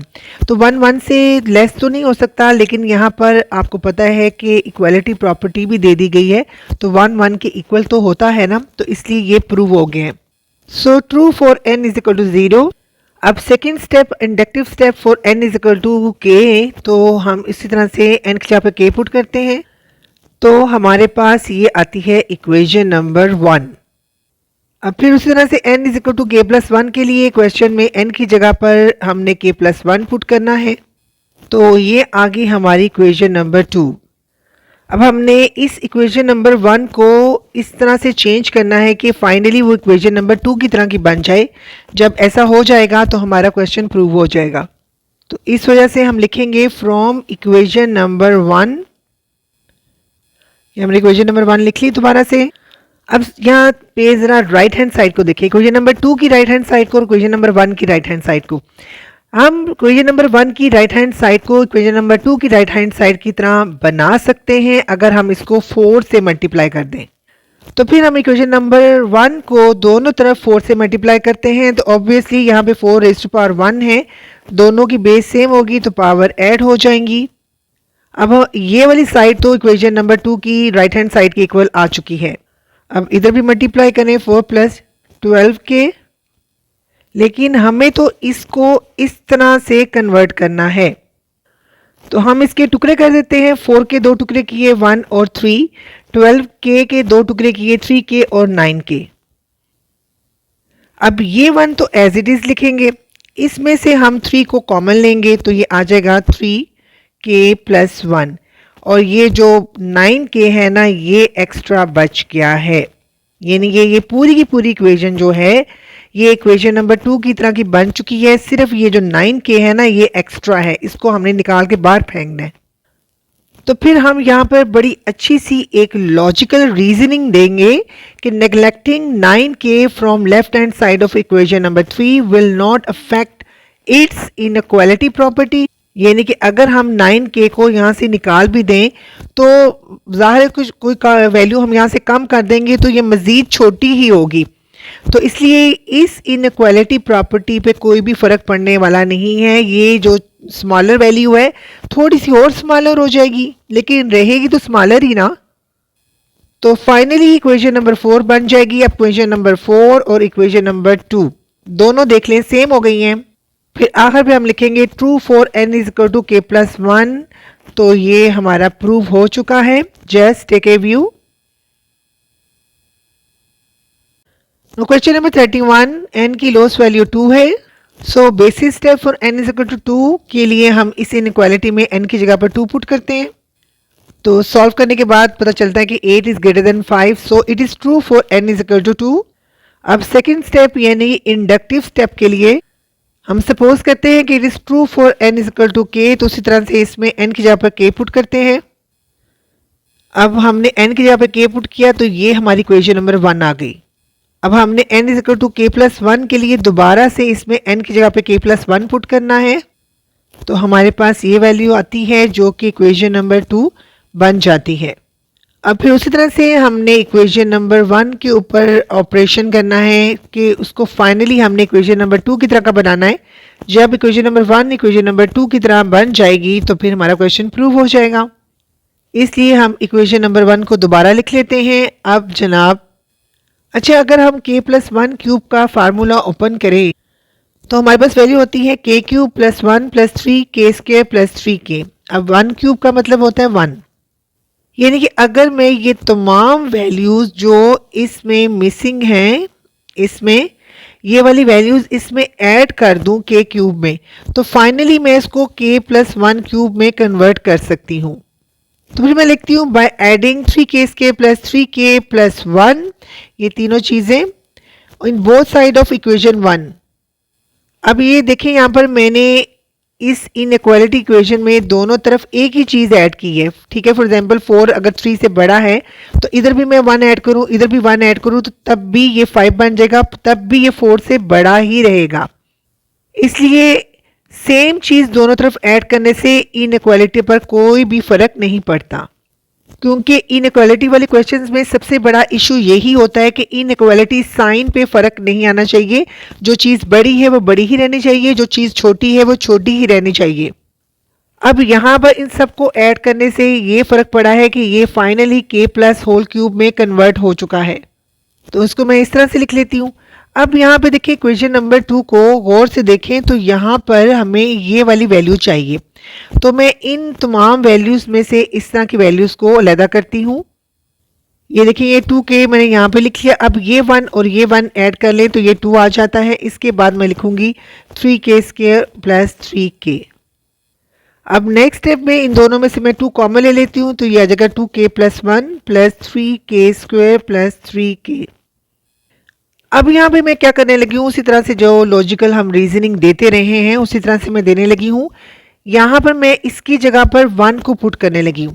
अब ये देखें 3k² + 3k इसमें इस राइट हैंड साइड में था, तब भी ये वैल्यू इससे कम थी, ठीक है। लेकिन अगर मैं इन दोनों की जगह पर 1 को पुट कर दूं, ठीक है। अब आप देख लें 1 जो है वो k > 2 के लिए हमेशा 1, ये इसकी वैल्यू 1 से बड़ी आएगी, ठीक है। अब आप इसमें k की वैल्यू 2 से बड़ी डालें या 1 डालें, 1 एंड मोर देन 1 के लिए हमेशा इसकी इस साइड की वैल्यू 1 से बड़ी आएगी, क्योंकि अगर k की वैल्यू 1 भी डालें तब भी ये 6 आता है, k की वैल्यू 2 डालें ऑब्वियसली तब और भी बड़ी वैल्यू आएगी। लेकिन इसका मतलब है हर दफ़ा इसकी वैल्यू 1 से बड़ी ही आएगी। तो मैंने क्या किया है, एक बड़ी वैल्यू की जगह पर एक छोटी वैल्यू को रिप्लेस कर दिया है, ठीक है। अब पहले भी ये वैल्यू जो थी राइट हैंड साइड पर छोटी थी, अब मज़ीद छोटी हो गई क्योंकि मैंने 1 जो है वो छोटी वैल्यू है, वो किसी भी सूरत में इनसे तो कम से कम छोटी ही रहेगी वैल्यू। तो 1 को पुट करने से राइट हैंड साइड मज़ीद छोटी हो गई है। इस तरह से हमारी इस इनइक्वालिटी पर कोई फ़र्क नहीं पड़ा, ग्रेटर वैल्यू ग्रेटर ही रहेगी और स्मॉलर मज़ीद स्मॉलर हो गई है। अब ये जो इक्वेशन नंबर 4 आई है ये बिल्कुल इक्वेशन नंबर 2 की तरह की है, ठीक है, ये देख लीजिए। तो फिर फाइनली हमने इसे प्रूव कर लिया है। फिर हम लिखेंगे hence true for n = 2k + 1। ये प्रूव हो चुका है, just take a view. I hope आपको ये क्वेश्चन भी समझ आ गया होगा, क्योंकि ये जितने भी क्वेश्चंस हैं ये सारे लॉजिकल रीजनिंग पर हैं। इनको इसी तरह से कभी इनइक्वालिटी प्रॉपर्टी से, कभी किसी रीजनिंग से इसको प्रूव करना होता है। Congratulations बेटा, now you are on the last question of this exercise। तो इस क्वेश्चन में n की जो लोएस्ट वैल्यू है वो 4 है, तो फिर फर्स्ट स्टेप हमारा यानी बेसिस स्टेप जो होगा वो n = 4 के लिए होगा। उसी तरह से हमने गिवन इनइक्वालिटी में n की वैल्यू 4 पुट करनी है। तो हमारे पास ये वैल्यू आती है 4 फैक्टोरियल इज ग्रेटर देन 4²। तो 4 फैक्टोरियल को ओपन करते हैं तो हमारे पास 24 वैल्यू आती है। तो ऑब्वियसली 24 जो है वो 16 से बड़ा है, क्योंकि 24 नंबर बड़ा है 16 से, तो फिर इसका मतलब है कि ये n = 4 के लिए प्रूव हो चुका है। अब सेकेंड स्टेप यानी कि inductive step for n = k के लिए, तो हम उसी तरह से n की जगह पर k पुट करते हैं, तो ये हमारी इक्वेशन नंबर 1 आ जाती है। अब आपको पता है ये वाला अजम्पशन वाला स्टेप होता है, इसमें हमने अज्यूम करना है कि इट इज़ ट्रू। उसके बाद हमने प्रूफ करना है फॉर n = k + 1 के लिए, तो उसी तरह से हमने गिवन वैल्यू में, गिवन इनइक्वालिटी में n की जगह पर k + 1 पुट करना है। तो अब हमारे पास ये इक्वेशन नंबर 2 आ गई है जब हमने गिवन इनइक्वालिटी में n की जगह पर k + 1 को पुट किया। अब उसी तरह से जैसे प्रीवियस क्वेश्चन हम करते रहे हैं कि हमने इक्वेशन नंबर 1 को चेंज करके उसके ऊपर कोई भी ऑपरेशन करके उसको इक्वेशन नंबर 2 में चेंज करना होता है। यानी कि जब हमारे इक्वेशन नंबर 1 का आंसर इक्वेशन नंबर 2 की तरह आ जाएगा तो फिर हम समझेंगे क्वेश्चन हमारा प्रूव हो चुका है। तो फिर इसी तरह से हम दोबारा से इक्वेशन नंबर 1 लिखते हैं। इक्वेशन नंबर 1 हमने लिख ली है, अब इसको हमने चेंज करना है और कोशिश करनी है इसको हमने इक्वेशन नंबर 2 की तरह का बनाना है। अब आपको पता है अगर हम k फैक्टोरियल के साथ k + 1 को मल्टीप्लाई कर दें तो ये k + 1 फैक्टोरियल में चेंज हो सकता है। तो फिर इस तरह अगर हम इसको k + 1 फैक्टोरियल में चेंज कर लें तो ये इक्वेशन नंबर 2 की लेफ्ट हैंड साइड के इक्वल आ सकता है। तो फिर हम इक्वेशन नंबर 1 को k + 1 के साथ मल्टीप्लाई करते हैं दोनों तरफ। अब हमने इक्वेशन नंबर 1 को k + 1 से मल्टीप्लाई कर दिया है दोनों तरफ, तो अब ऑब्वियसली ये वाला कन्वर्ट होकर k + 1 फैक्टोरियल में चेंज हो जाएगा अकॉर्डिंग टू दिस, और ये वाली टर्म जो है वो एज इट इज़ आ जाएगी। अब यहाँ पर मैंने एक चीज़ आपको बतानी है, यहाँ पर अगर हम k² की जगह पर k + 1 ले आएँ तो ऑब्वियसली ये k + 1 और ये k + 1 मल्टीप्लाई होने के बाद k + 1 स्क्वायर में कन्वर्ट हो जाएगा और फिर वो इक्वेशन नंबर 2 की राइट हैंड साइड के इक्वल आ जाएगा। तो जैसे हमने प्रीवियस क्वेश्चन में किया था, जिस चीज़ को हम रिप्लेस करना चाहते हैं पहले देख लेते हैं कि उसकी प्रॉपर्टी क्या है। अब देखिए अगर मैं रिप्लेस करूं के स्क्वायर को के प्लस वन से, तो आप देखिए के स्क्वायर की वैल्यू बड़ी है और के प्लस वन की वैल्यू छोटी है। फॉर एग्जाम्पल मैं के की जगह पर 3 पुट करती हूँ तो 3 स्क्वायर जो होगा वो बड़ा होगा, जबकि 3 प्लस वन छोटा होगा। यानी कि 3 स्क्वायर की वैल्यू आपको पता है 9 आ जाएगी, जबकि ये 3 प्लस वन 4 होगी। तो यानी कि के की कोई भी वैल्यू जो कि 2 से बड़ी हो या 4 से बड़ी हो आप पुट कर लें, तब भी यहाँ पर जो है के स्क्वायर की वैल्यू बड़ी ही रहेगी। यानी कि यहाँ पर के की वैल्यू बड़ी होनी चाहिए, 1 से एटलीस्ट बड़ी होनी चाहिए। और हमारे जो गिवन है वहाँ भी n is greater than equal to 4। जब n की जगह पे हमने के रखा है तो ऑब्वियसली के भी 4 से बड़ा होगा या 4 के इक्वल होगा। अच्छा, अगर ये फिर के स्क्वायर की वैल्यू बड़ी है, इसको मैं अगर रिप्लेस कर दूं एक छोटी वैल्यू से, यानी कि इसकी जगह पे मैं के प्लस वन लिख दूं, तो ये वाले के प्लस वन तो ऑलरेडी पहले से मौजूद है। अब इसकी जगह पे मैंने ये के प्लस वन लिख लिया। तो मैं कह रही थी अगर मैं बड़ी वैल्यू की जगह पे छोटी वैल्यू लिख दूं तो ऑब्वियसली ये वाली साइड पहले ही स्मॉलर थी, तो क्या होगी, मज़ीद थोड़ी सी और छोटी हो जाएगी, यानी कि स्मॉलर ही रहेगी, उसकी इक्वालिटी में कोई भी फ़र्क नहीं आने वाला, बल्कि थोड़ी सी वैल्यू और भी स्मॉलर हो जाएगी। तो स्मॉलर, मज़ीद स्मॉलर होने में हमें कोई एतराज़ नहीं है।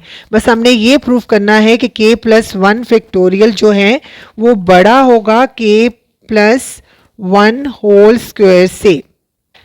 तो फिर इस तरह से स्मॉलर वैल्यू स्मॉलर रहेगी और जो लार्जर वैल्यू है वो लार्जर ही रहेगी, और हमने यही चीज़ प्रूफ करनी थी। Hence it is true for n is equal to k plus one. अब ये देखें, ये जो हमारी इक्वेशन बन चुकी है 3 समझ लें इसको, ये इक्वेशन नंबर 2 के बिल्कुल इक्वल है, यानी कि जो वैल्यूज इक्वेशन नंबर 2 में है वही वैल्यूज इक्वेशन नंबर 3 में है। हैंस हमारा क्वेश्चन प्रूव हो चुका है। Just take a view.